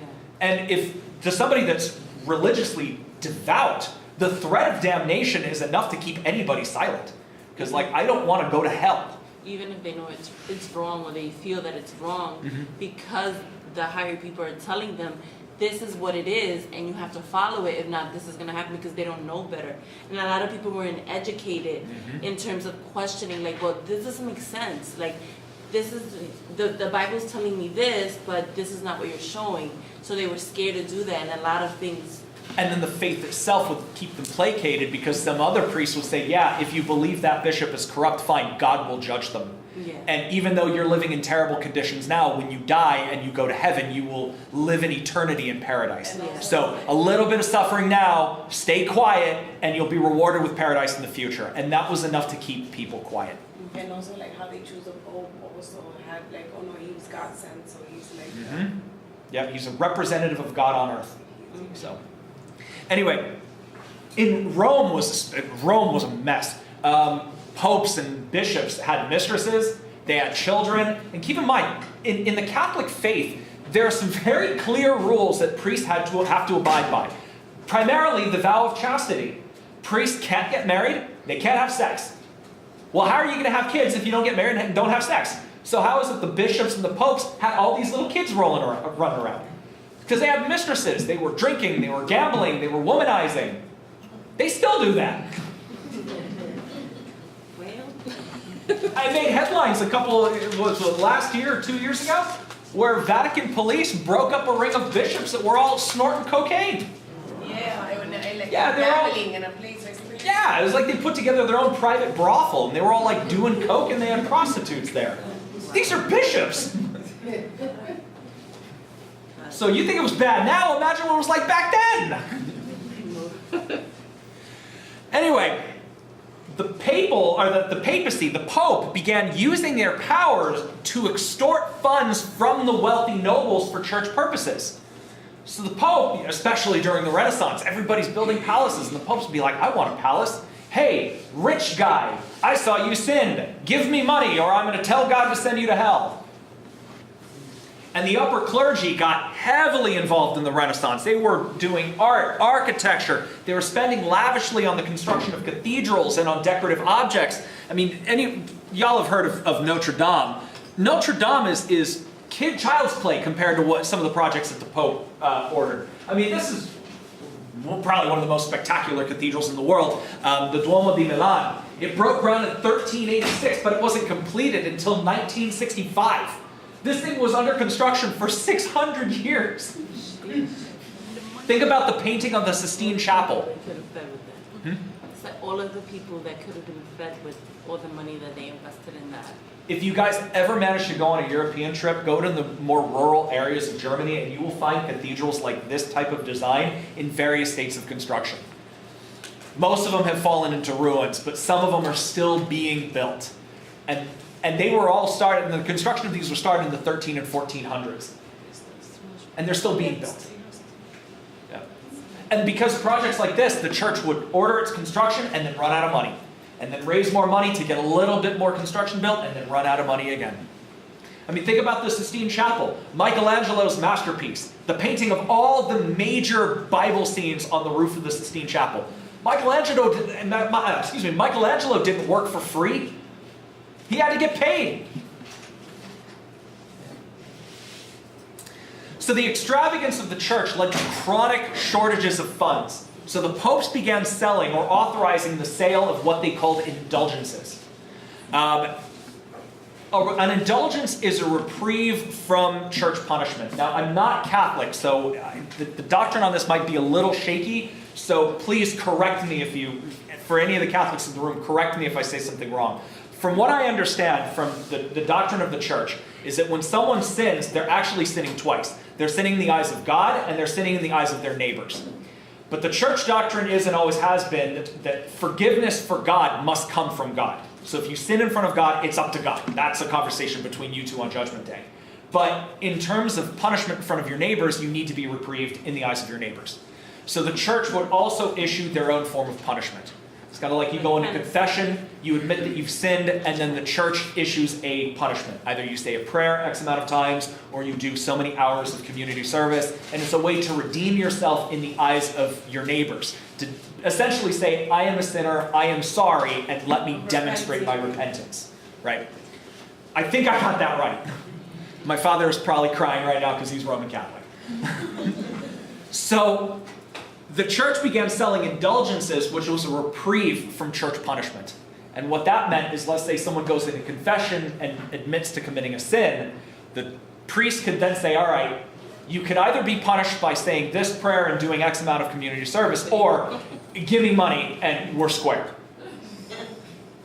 And rich people were like, Here. here you go, right? See you next week. Exactly. So Pope Leo X was the one that really got it started. He offered absolution to anybody who donated money for the repair and renovation of St. Peter's Basilica in Rome in 1517 after an earthquake damaged the dome. But a precedent had already been set. We talked about the Crusades last week with Pope Urban II. And Pope Urban, what was he telling all the Christian warriors that were up to their waist in blood? Go kill infidels and your sins will be forgiven. That's a type of indulgence. It's like if you want to be forgiven of sin, do the bidding of the church. And that's what they would do. So the church began sending out officials that would sell these indulgences. Now, as it pertains to Martin Luther had just left seminary school. He is a newly anointed priest or monk. And he is now operating in a pretty rural area of Germany. And the person selling indulgences in that area was a church official named Johann Tetzel. Johann Tetzel began selling indulgences for future sins not yet committed. Like, hey, buy this sin. Sin bank. Pay me now, sin later. Wow. He also began representing them as get out of hell free cards. Hey, you buy this indulgence for $5, we'll forgive you in front of your neighbors. Give me $10 and even God will forgive you. And this newly anointed priest, Martin Luther's like, what the fuck are you doing? Oh my God. Right? So Martin Luther, a German monk, was infuriated by Tetzel's corruption. And he began going through a crisis of faith. Because he's like, oh my God, this is happening in rural Germany. Imagine what's happening in the big cities. And he wrote to his bishop. He's like, look, I am having some serious problems figuring out, like, making peace with this. Now, typically when a priest starts going through a crisis of faith, what the church does is they'll usually send another official out to that priest to sit down with them, say some prayers, discuss the doctrine, clear things up, and that's it. But for some reason, the church decided to bring Martin Luther to Rome to reinvigorate his faith. And what did Martin Luther do when he got to Rome? He saw all these little holy bastards running all over the place. He saw priests with women dripping off them. He's like, oh my God, this is horrible. And that crisis of faith turned into just downright outrage. And he goes back to Germany, and he pens the 95 Theses, which outlines all of the corruptions of the church in his mind. And he hammered it up onto the door of a church. Don't they have like a secret library, like where they have a whole bunch of things like that, that nobody has access to? Well, if it's a secret library, I wouldn't know about it. Well, I'm they saying that say they say that they have, like the you know, Vatican has yeah. like scriptures that were taken away, like Crimes and stuff things they put that away. were done that. Oh, that the Bible has been edited many times before. Yeah. And like a lot of books that were there, like there's a book Like the called the crimes they Apocrypha have. Yeah, that was apparently. there and it was removed. because Apparently, it has- apparently there's a story that was pulled out of the book of Genesis that said that Eve is not the first woman. The first woman was someone named Lilith.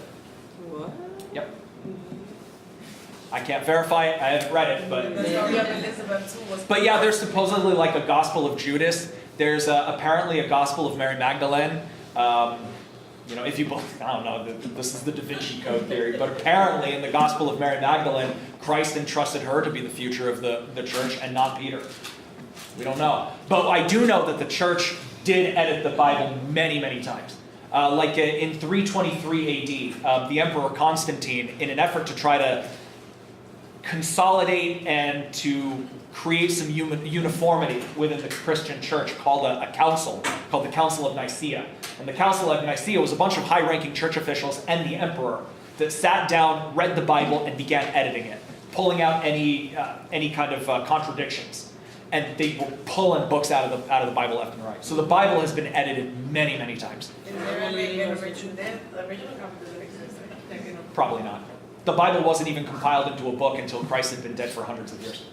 So was Da Vinci, did he have to include all this? Because he wrote about the missing parts like Mary Magdalene. Leonardo da Vinci? Well, that's all of a conspiracy theory, but da Vinci was popular enough that I wouldn't be surprised if he had at least some knowledge of what was going on. Because he did have a pretty good relationship with the Pope and a lot of the bishops. Because he was an artist, and he was like the celebrity of the He day. painted the Last Supper. Hmm? He painted the Last Supper. Yes, but a lot of artists were painting religious things. So Da Vinci painted the Last Supper, but I mean Raphael did the carving of La Pieta. So There's a lot of contradictions. yes.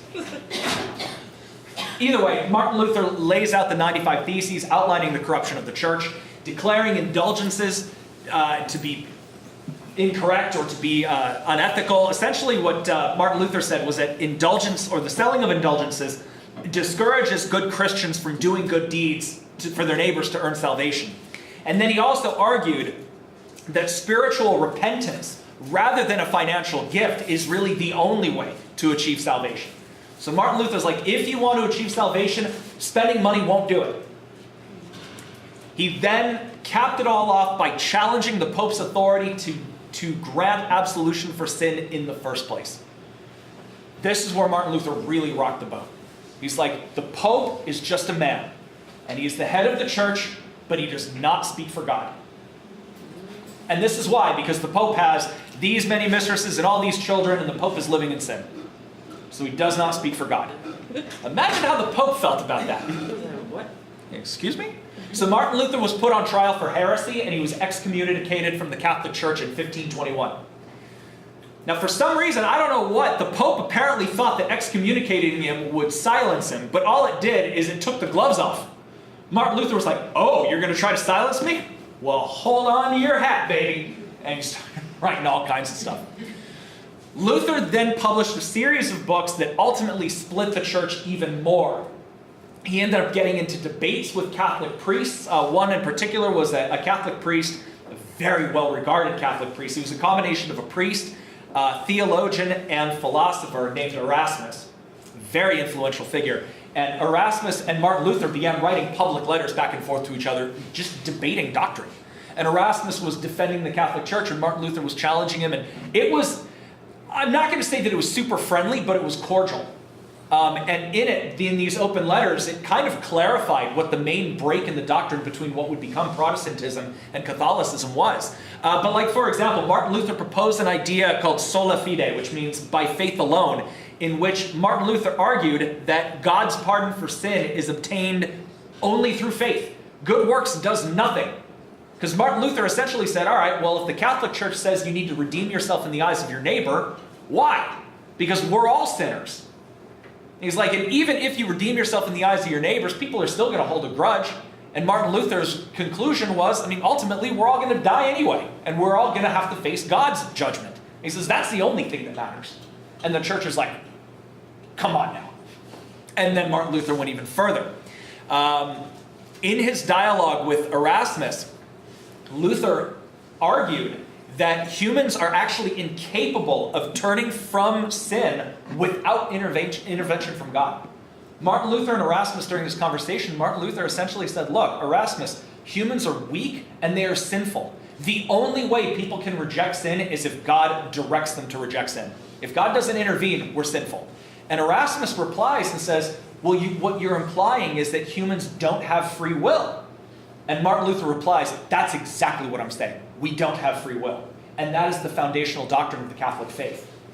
The foundational doctrine of the Catholic faith is that when God created humans, he gave us free will. And now Martin Luther is saying, that's bullshit. Imagine what that did to the church. Right?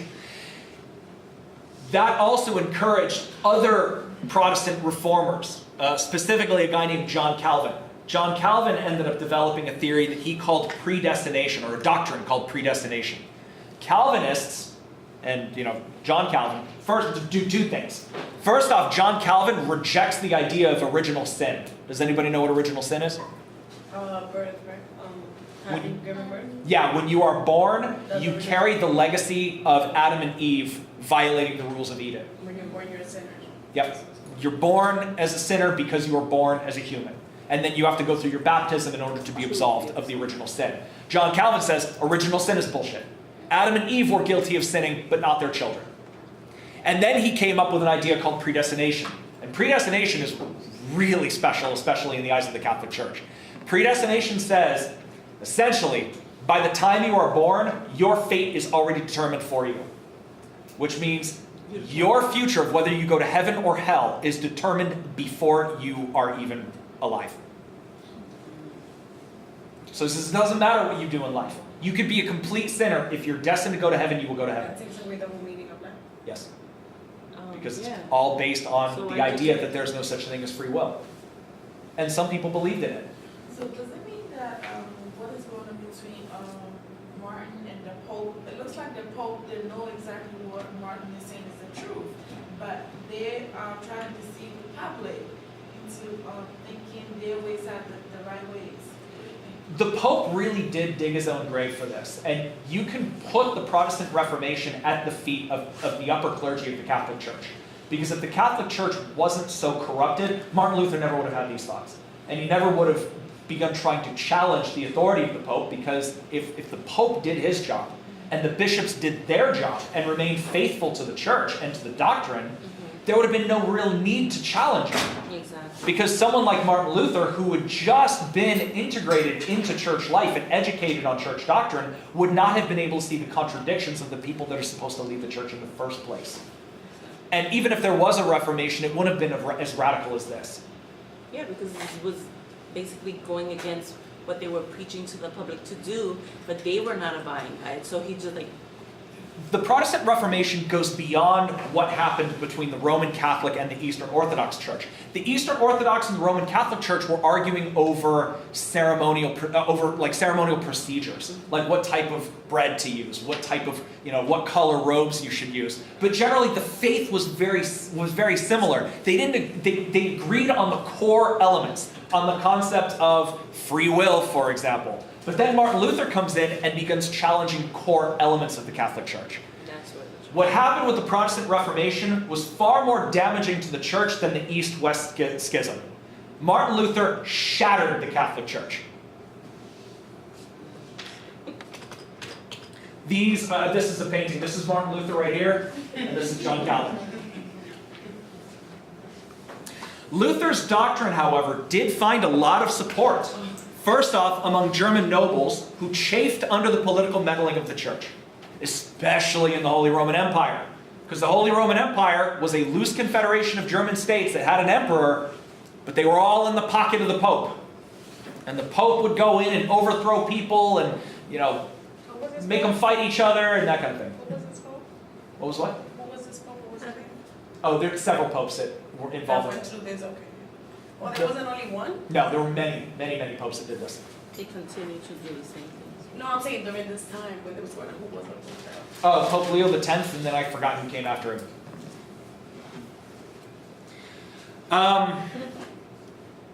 So the German nobles saw, looked at Lutheranism and said, this is something that we can get behind, because then we would have a reason to fight against the Catholic Church.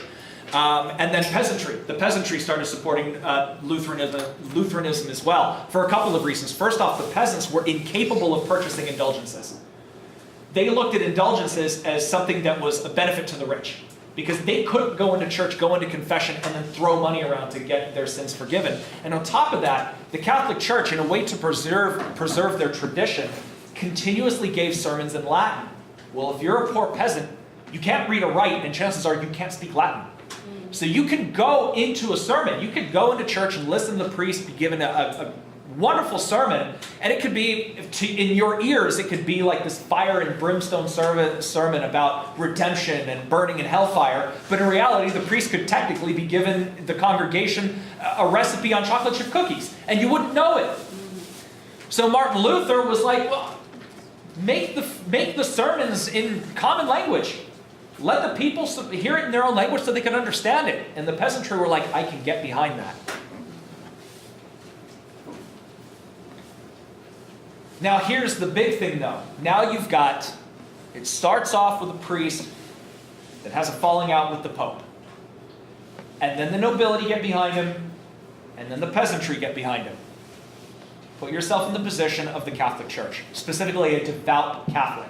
Even a commoner, noble, didn't matter, you're a devout Catholic. These two guys are suddenly heretics. And the people that are supporting them are traitors to the faith. And what happens to traitors of the faith? They get what I'm sorry. You kill them. Yeah. They are now infidels. They are non-believers. They are heretics. They are ruining the faith that you have dedicated your life to. So as more and more people began to fall into the teachings and follow the teachings of Martin Luther and John Calvin, the Catholic Church retaliated by trying to kill Protestants. Think about the name Protestant. Protest. Right? Protest, right there. It's in the name. And as expected, massive bloody wars began erupting all over Europe as people turned away from the Catholic Church. And then technology stepped in and helped spread Protestantism. The printing press rapidly spread Protestant theories to European commoners. The Catholic Church's monopoly on religious doctrine was broken. First off, because you had challenging doctrines from these fellows, and then you had the mass production through the printing press. So now these fellows were able to get a lot more of their works published. And if you can get a published product, and even if you don't learn to read, all you need is access to a book, because then you can learn how to read. So anybody who could read was then suddenly free to make up their own mind. And the game changer was this device right here, the Gutenberg printing press. Now, Johann Gutenberg did not invent the printing press. The Chinese did. But Gutenberg got his hands on a Chinese design of a printing press, and he made a couple of modifications to it. And that's where we get the Gutenberg printing press. But the first thing that he printed as mass copy were copies of the Bible. He made 500 copies of them, somewhere around that. The New York Public Library has one of the Gutenberg Bible. It's worth millions. It is worth an insane amount of money. The library keeps that thing under lock and key. They do not bring it out very often. Oh, you can't just go and read it, right? Nope. They put it on display. They put it behind bulletproof glass. And they don't display it often. The last time I was at the public library, they didn't have it on display. Because if you expose it to light too much, the paper starts to degrade. So if you ever get the opportunity to go see the Gutenberg Bible, I'd recommend checking it out. It doesn't look like much. I mean, it's a plain Bible. But it represents the beginning of literacy in the Western world. Because books before the printing press came out were all handwritten, which means they were all expensive. But the printing press brought mass production of books to the commoners. Because the more books that you publish, and the more books that you print, the cheaper they become. And then commoners were able to buy them. And even if you didn't know how to read, get a book and learn. All right. Now let's talk about how international politics played into all of this. Philip II of Spain and Mary I of England. Let me just check my time. Okay, we're doing good. All right. So, what's going on now? We've got Spain establishing colonies in the New World, making a bunch of money off of it, and now you've got open warfare between Catholics and Protestants in Europe. And Spain is still claiming to be the paragon of the Catholic Church. The hammer of the Catholic Church, basically. Philip, I think, called himself like the sword of God or something like that. So the Spanish monarchs began financing several military campaigns against Muslims and against Protestants to restore the unified rule of the church to the Catholic faith and to defeat infidels that were, around the world. These are incredibly expensive campaigns, but because of all the gold and silver that was coming out of the New World, Spain could afford it. This king right here, Philip II of Spain, bankrupted Spain 5 times during his reign. 5 times. Why was What was he doing? what was he doing? Paying for military campaigns, financing mercenary companies, sending warships out to go fight the Turks, sending money to the French to go kill Protestants, donating money to the church to build more cathedrals. He spent money like a drunken sailor. It's actually what kept inflation kind of under control in Spain, because there was so much gold and silver coming into Spain. If Philip didn't spend it, the value of gold coins in Spain would have collapsed because there would have been so much available. So he spent it like crazy, and he used to be able to empty the entire treasury, and then a new shipment of gold and silver would come in and replenish it, and he'd be able to start spending all over again. So this is the connection between Spain and England. Philip II of Spain, Catholic monarch, he ended up marrying Mary I of England. She was the first daughter of Henry VIII. This is going to play a role in just a second. Oop. The English Reformation begins with this guy, Henry VIII.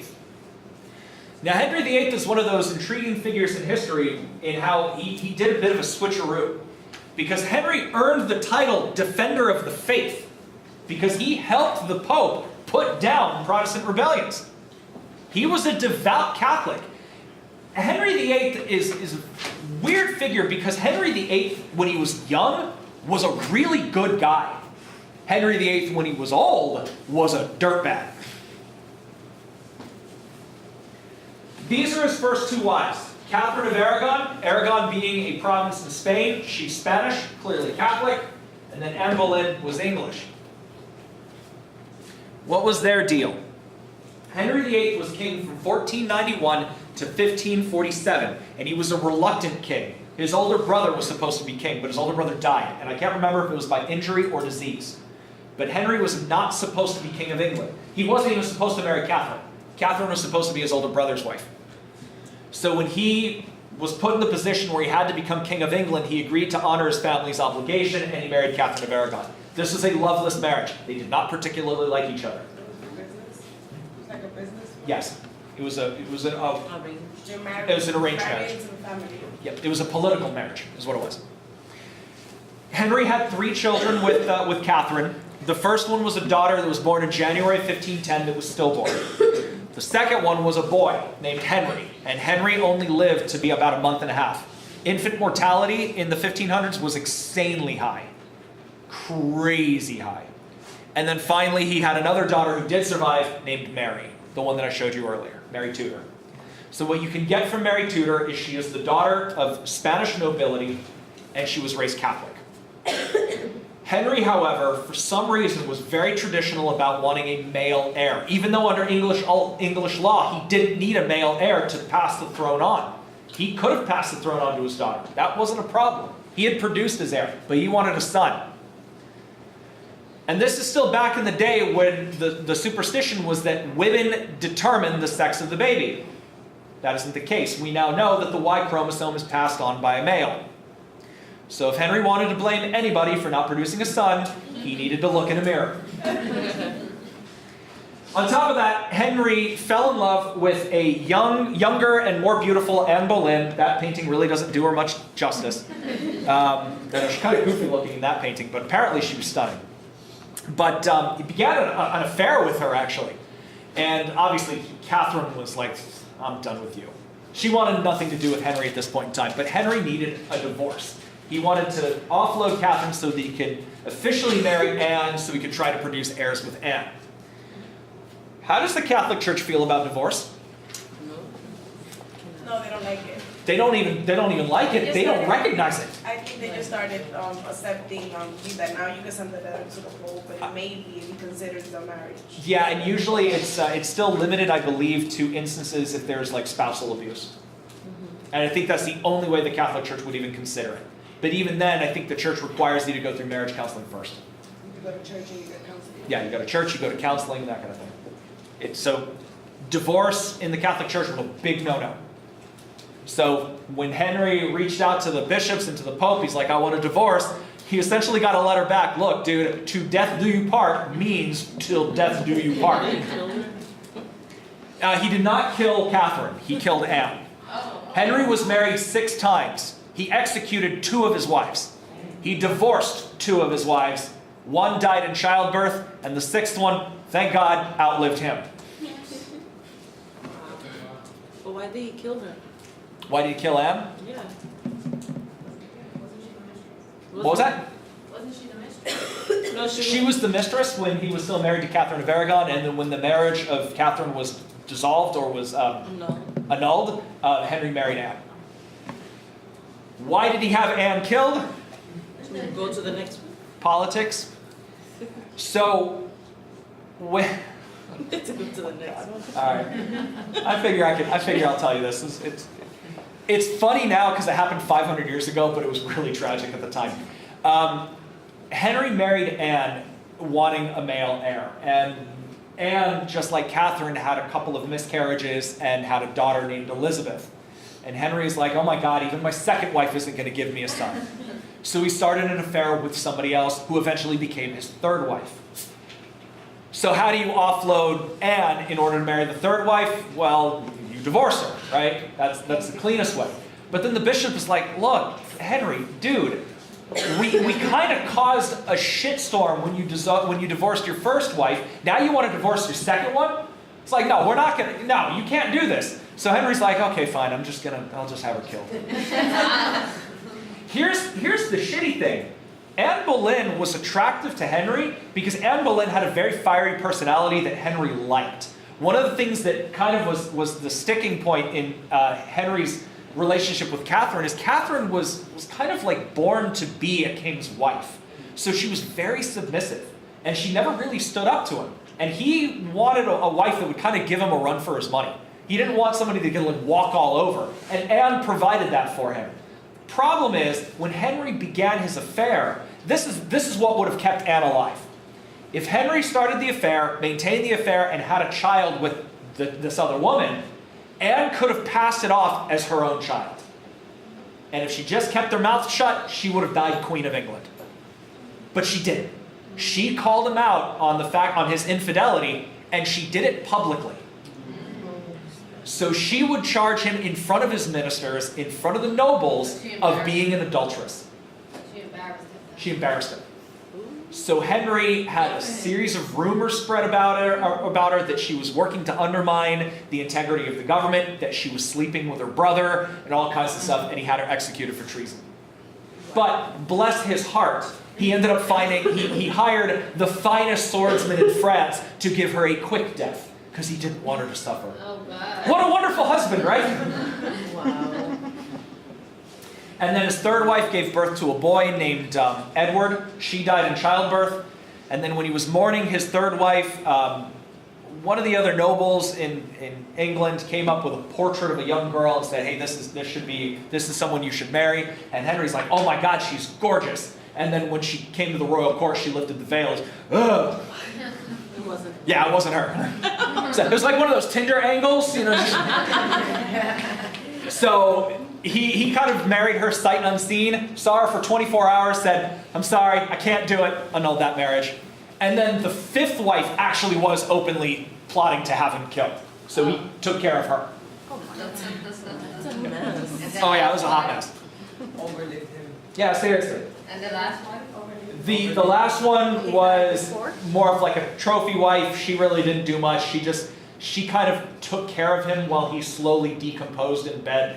Henry ended up coming down with a really bad case of gout. He got super fat. When Henry was young, he was like the pinnacle of physical health. Like he was super well built. And then as he got old, he got super fat, super infirm, developed a bad case of gout. So he was bedridden, and he developed a couple of bed sores that got infected.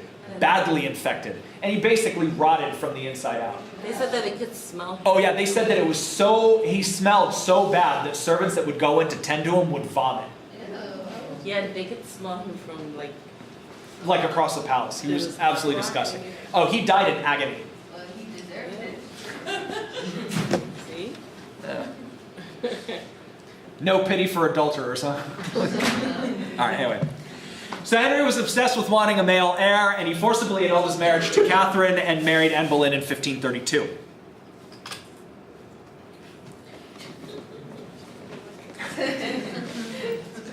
So So Henry's break from the Pope ended up inspiring the English nobles to follow suit, because there was a controversy that was going on in the nobility of Europe. Put yourself in the position of a European noble. You owe your allegiance to two people. You owe your allegiance to your king, and you owe your allegiance to your Pope. What happens if your king and your Pope fight each other? Whose side do you pick? Like the Pope, because the religion rules over. Okay, some of you say Pope and some of you say king, right? Yeah, because Everybody had to make that decision. Because if you back your Pope and you lose, you're killed for treason. If you back your king and you lose, you're going to hell. the immediate one, people will probably take the king. Right? So when Henry basically tells the Pope, I'm not going to be in your club anymore, all the nobility in England were like, whoo, this clears things up real fast. And they all flocked to Henry's support and began pushing the Protestant Reformation in England. Now the Church of England itself is, I call it Catholic light, because it's really the same doctrine of the Catholic Church, except there's no Pope. That's really all it is. Did the church have an army? The papacy did not have an army per se, but they were able to get other kingdoms to fight on their behalf. Spain, for example. So Henry, after his break from the church, saw that he no longer needed to be the defender of the faith. He no longer had to protect church property. So he began plundering Catholic monasteries and churches, because there's a bunch of wealth in there. And that sparked a massive peasant uprising, because the peasantry see the church, to a peasant, the church is far more local and far more important in daily life than the king. So that sparked a peasant uprising called the Pilgrimage of Grace, which Henry suppressed and executed a bunch of the ringleaders. Henry was declared the head of the newly created Church of England, and that sparked years of religious civil war that plagued the rest of Henry's reign.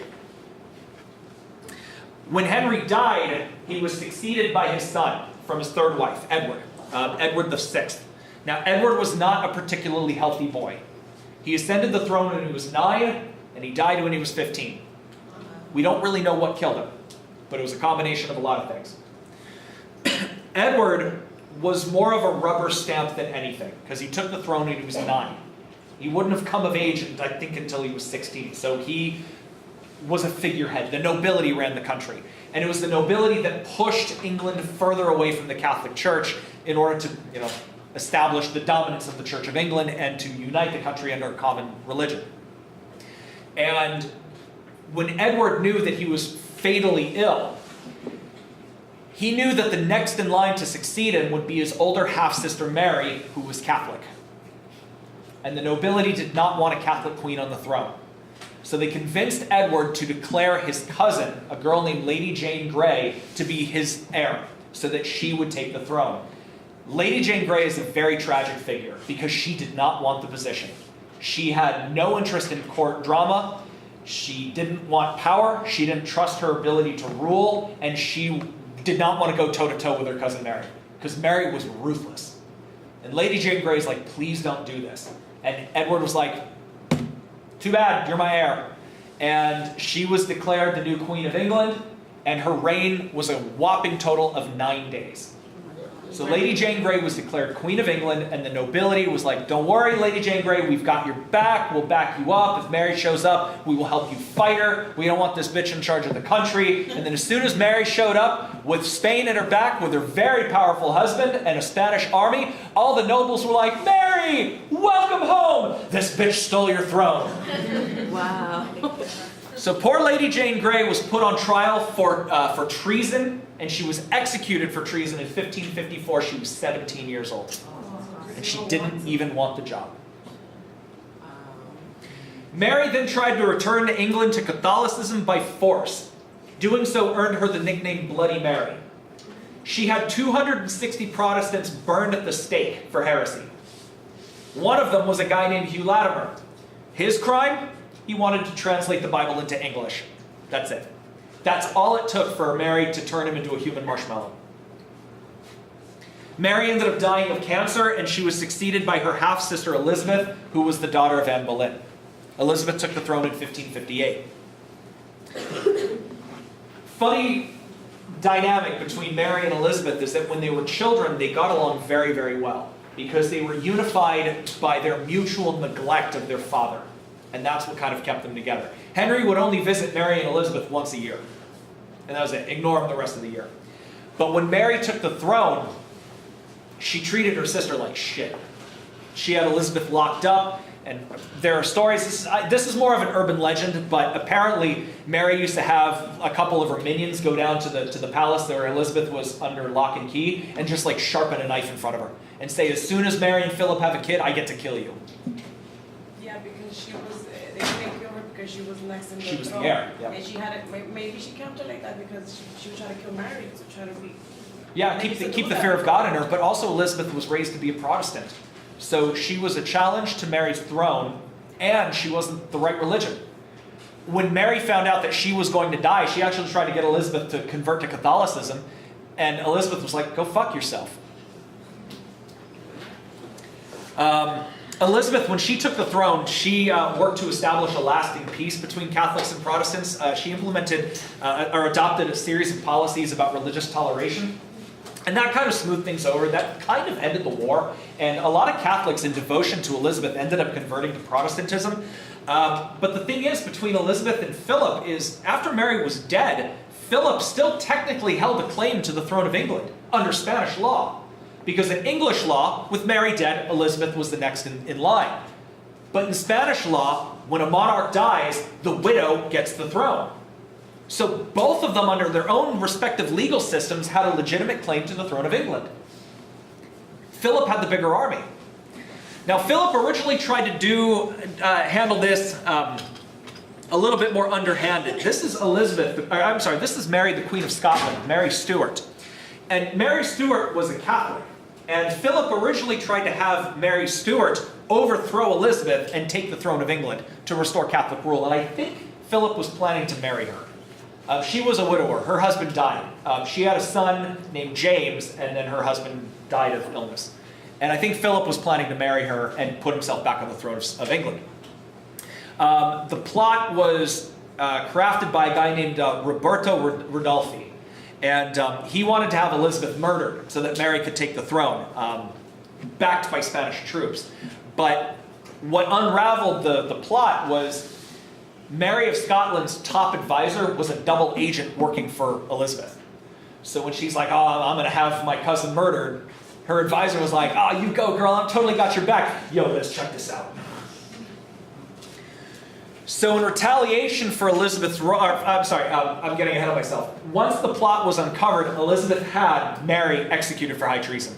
It was something that Elizabeth did not want to do. She was very reluctant to give the order of execution. And even after she gave the order, she tried to have it rescinded. So the day that Mary was scheduled to be executed, Elizabeth sent another order, spare her life. She's like, I'm just going to put her in prison because she's my blood. But the order got to the executioner too late and Mary was killed. And Elizabeth was devastated by this because she just ordered the death of her own cousin. And she's like, my sister's dead and I just killed my own cousin. I've basically killed off my entire family. Isn't the show, I don't know if you've heard of it, Reign, based on this? No, never heard of the show. It talks about Mary, Queen of Scots, or whatever, and they were cousins with Elizabeth. And there was a whole rivalry against it, but it went through everything. So when you're talking about it, it's like I'm thinking of the show. Like, is that what they were trying to connect? Probably. Because she got executed as well at the end. Yeah, she was beheaded. Beheaded, yeah. Yeah, Mary Queen of Scots, she was beheaded. After this mess, basically Elizabeth blamed Philip for it. She's like, Philip, Mary never would have tried to overthrow me if you didn't promise that you'd back her up. So she blamed Philip for all of it, even though she gave the order in the first place. But in retaliation for the plot, Elizabeth began striking at Spanish holdings outside of Spain. There was a separatist movement in the Netherlands that the English began sending money and weapons to. And the Netherlands eventually broke free. And that left a big black mark on Philip's legacy because he had just lost a piece of the Spanish Empire.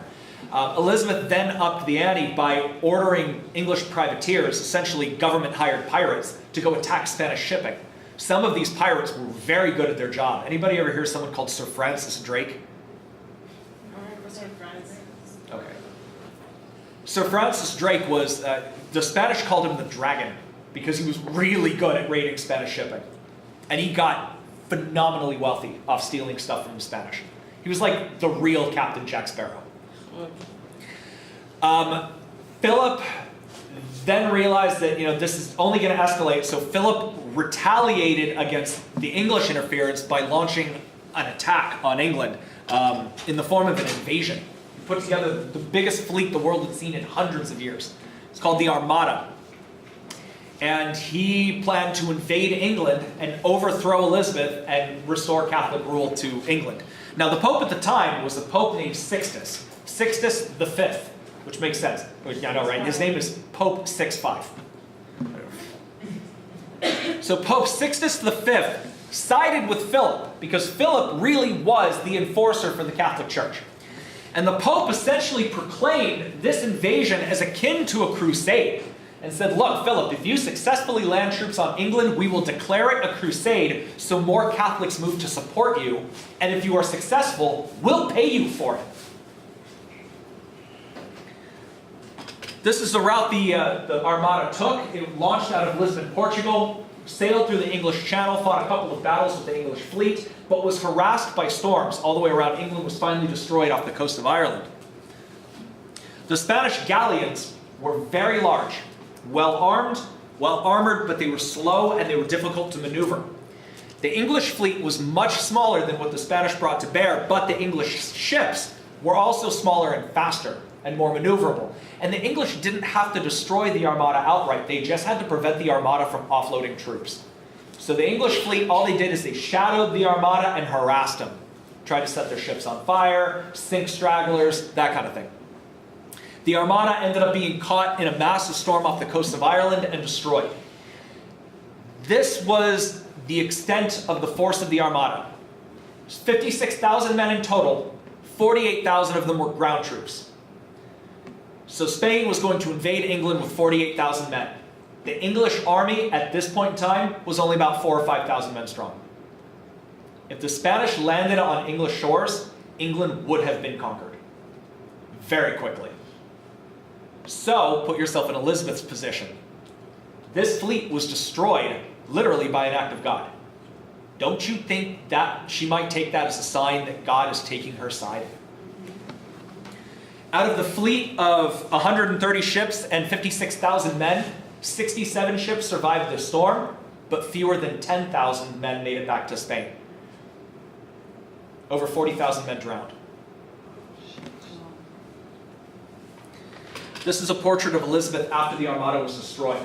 This is a painting of the Armada, and it's no coincidence that her hand is on the globe. And then on the other side it shows. That is the Armada destroyed. So this is the Armada sailing, the Armada's destruction, and Elizabeth with her hand on the globe. She's like the queen of the world, right? Just like the queen of the world. Yeah, because she was the unchallenged master of the oceans. Spain's ability to wage war was destroyed. And the only country really left with any fleet of any power was England. Queen Elizabeth is considered one of the greatest monarchs in English history. She's also called the Virgin Queen because she never took a husband. Trust me, she had tons of boyfriends. Don't worry, she got hers. But she didn't have any kids, though. You really need to look at that show. Just to get a... Like, And it's called Reign? Reign. Okay. Yeah, because it has a lot of that. It's probably based All on this history, yeah. Okay. Yeah, It's- but it's in a fun. I mean, they changed some things up. It's like a modern way to represent it. So I think you'll like it. Okay. So, the Armada was destroyed, and Spain had exhausted its naval capacity to wage war. But Philip was like, no big deal. I'm going to get more gold from the New World. I'll build another fleet. I'll try again. 40,000 dead men, no big deal. I got more soldiers where that came from.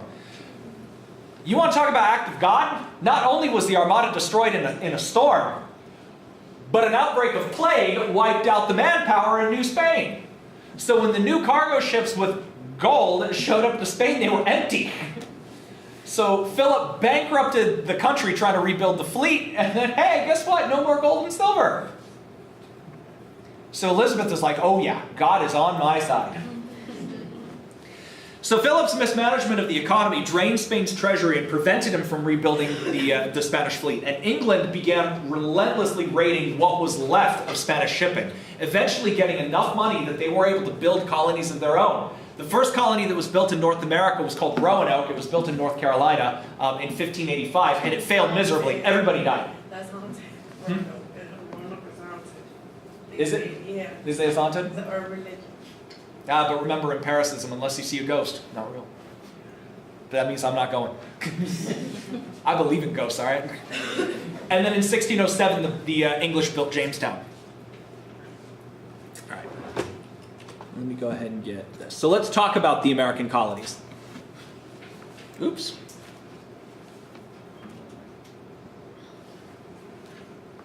All right. So with the defeat of the Armada, England was left unchallenged. And they were capturing Spanish gold through raiding what was left of Spanish shipping, and that encouraged British colonial building. There are a couple of things that you need for a colony to survive. 5 things specifically. First off, you need manpower. You need protection. You need to be able to protect your colony, obviously. You need infrastructure so your colony can function. You need government so the colony can function. But you also need profitability. And I'll explain why in just a second, because some of you are writing this down.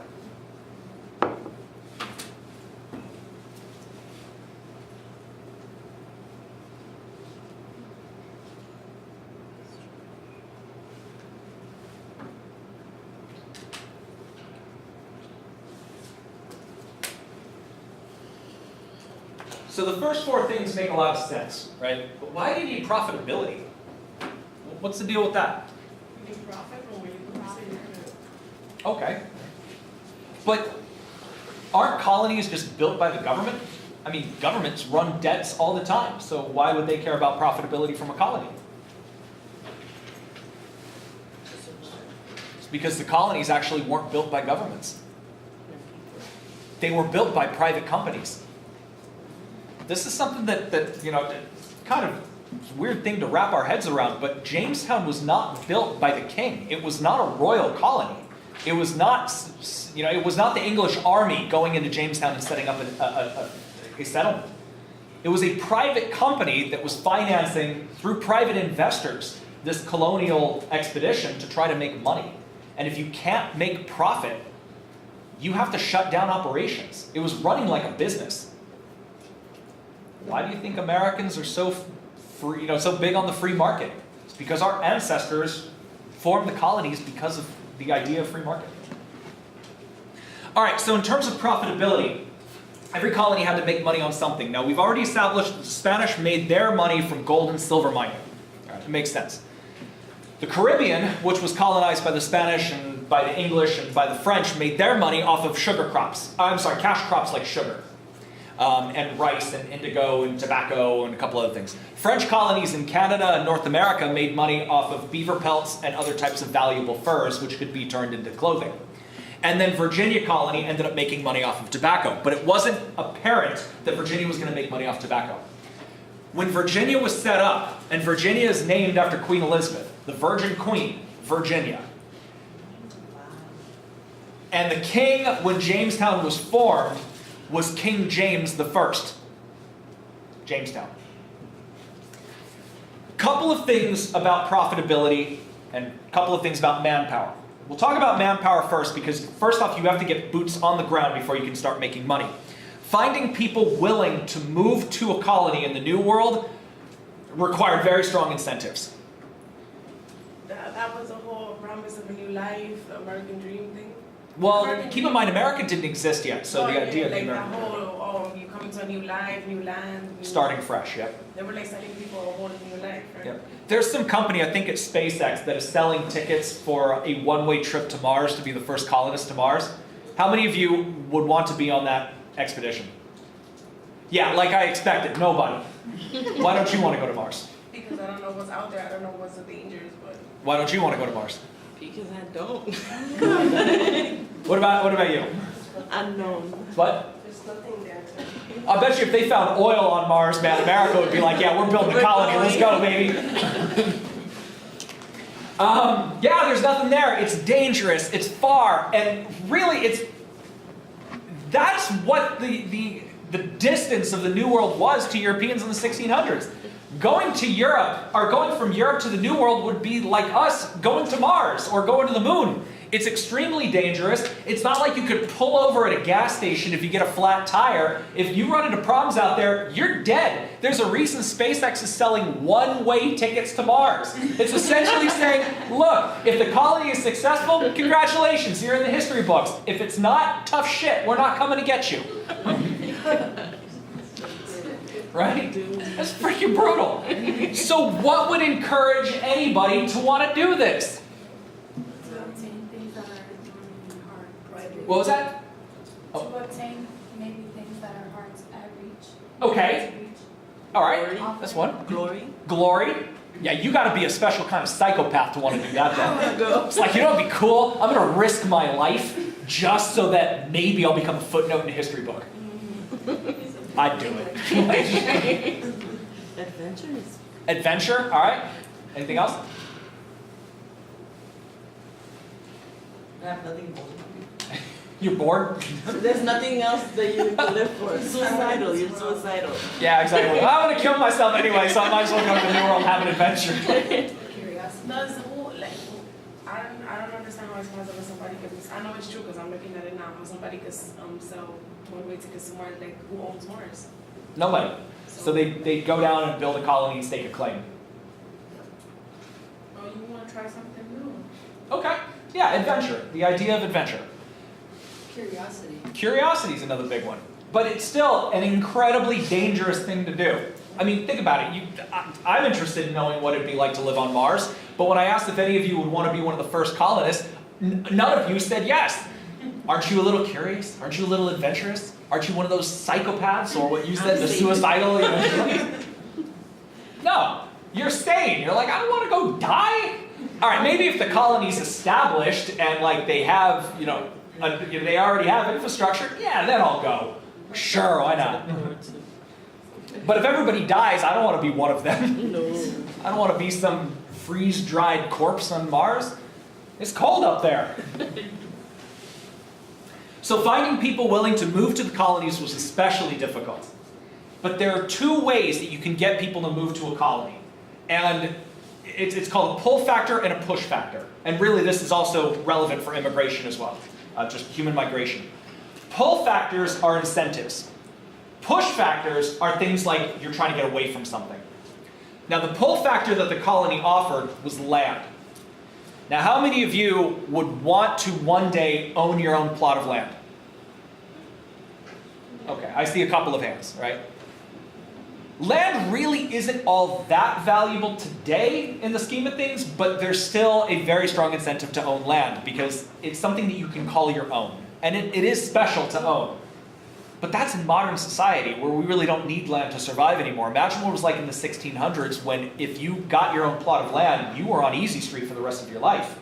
As in, you didn't have to work for anybody else. You could do agriculture, you could even run land, live on there. Exactly, and you can make money off of it. If you could build a big enough farm, you can make profit. And you can make a lot of profit if you grow the right crops. So land was life. But in Europe, all of the land was owned by the nobility. Even if you were a commoner of, that had money, you couldn't afford to buy land because it was too expensive. But the colonies were offering free land, essentially. Now, as for a pull factor, there was a lot of violence going on in Europe. We've established that there was civil wars, there was religious wars. This is a painting of the St. Bartholomew's Day Massacre, which occurred in 1577. The St. Bartholomew's Day Massacre was an orchestrated purging of Protestants in and around the city of Paris. It was about 3 months of killing. 40,000 people were killed. And I'm not talking about people were rounded up as part of an inquisition, put through trials, and then executed quietly. This was open killing in the streets of Paris. So what would happen is people would come up to somebody that they believed were a Calvinist or a Protestant and demand that they start reciting scripture in Latin. And if they couldn't do it, they were killed on the spot. Right? Now I'm going to pose another question to you. None of you wanted to go to Mars as an interest. But if you knew that World War III was about to start and New York City was probably going to be the first place to get hit with a nuclear weapon, how many of you would take your chances in Mars? Of course you would. A lot more than zero. That's what I said. Yeah, that's a push factor.